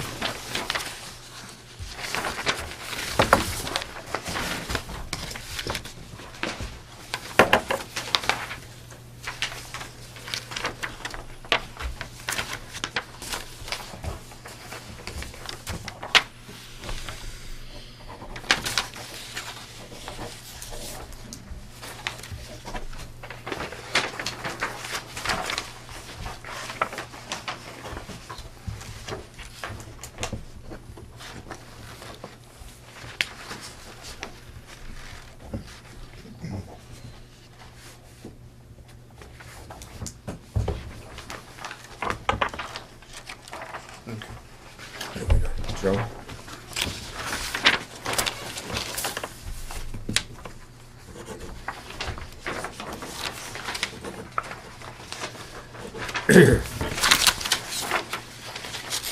Can I sign that or not? No, Yeah. no, you can't. I wasn't here for the, That's right. Right. Yeah, you can't. You want, yeah. Okay. Okay, employment agreement for the town administrator. The Board of Selectmen and the town administrator have worked out a successful employment agreement. The Board of Selectmen needs to vote and sign the agreement. Have you gentlemen looked over the agreement? Yes. Okay. Any comments? It appears to be, as we In order? negotiated it. Okay. Do I have a motion to sign the agreement? I'll make that motion. I have a second. I have a second. All those in favor? Aye. one abstain. Jack was not here. Bob?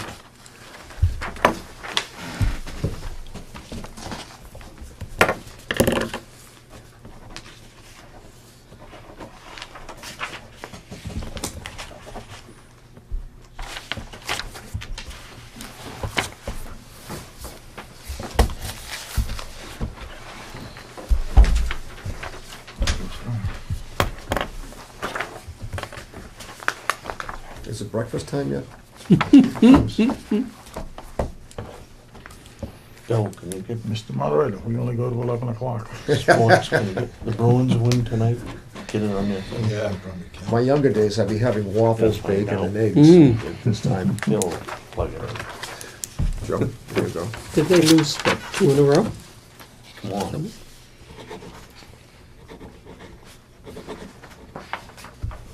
Playing Toronto. Thank you, Joe. Oh. Okay, discuss Montreal's a good 2013 town report? 2012.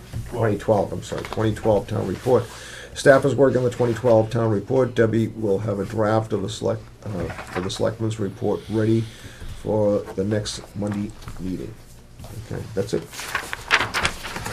Okay. Feel like I should be saying something else. Okay, announcements. Raleigh Food Pantry is in need of donations. The food pantry is open Tuesdays from 10 a.m. to 12 p.m., Thursdays from 5:30 p.m. to 7 p.m. Also, there's drop-off basket at the library. Talked to two of the ladies who run the food pantry this morning, and they said that things have been moving along. The scouts have dropped off a lot of food. It's a big help, but they can always use more, so if you can help out, please do. There's a need in our community. Again, as I said, reiterate, as I said before, the town has the following vacant seats: Planning Board full member, Planning Board associate member, Zoning Board of Appeals associate, 3 open seats. Also, the battery recycling box is at the town hall and also at the library. It's right across from the, as you walk in on the right-hand side. You have any A batteries, C batteries, D batteries, anything, put them in a plastic bag, and when you come down to town hall or the library, drop them off. There's a drop-off box also at the annex. The Raleigh, well, go ahead, Joe. This is your baby. The Raleigh Public Library is accepting donations for their annual book sale. It's a big fundraiser run by the Friends, and books, DVDs, CDs in their original boxes will be accepted.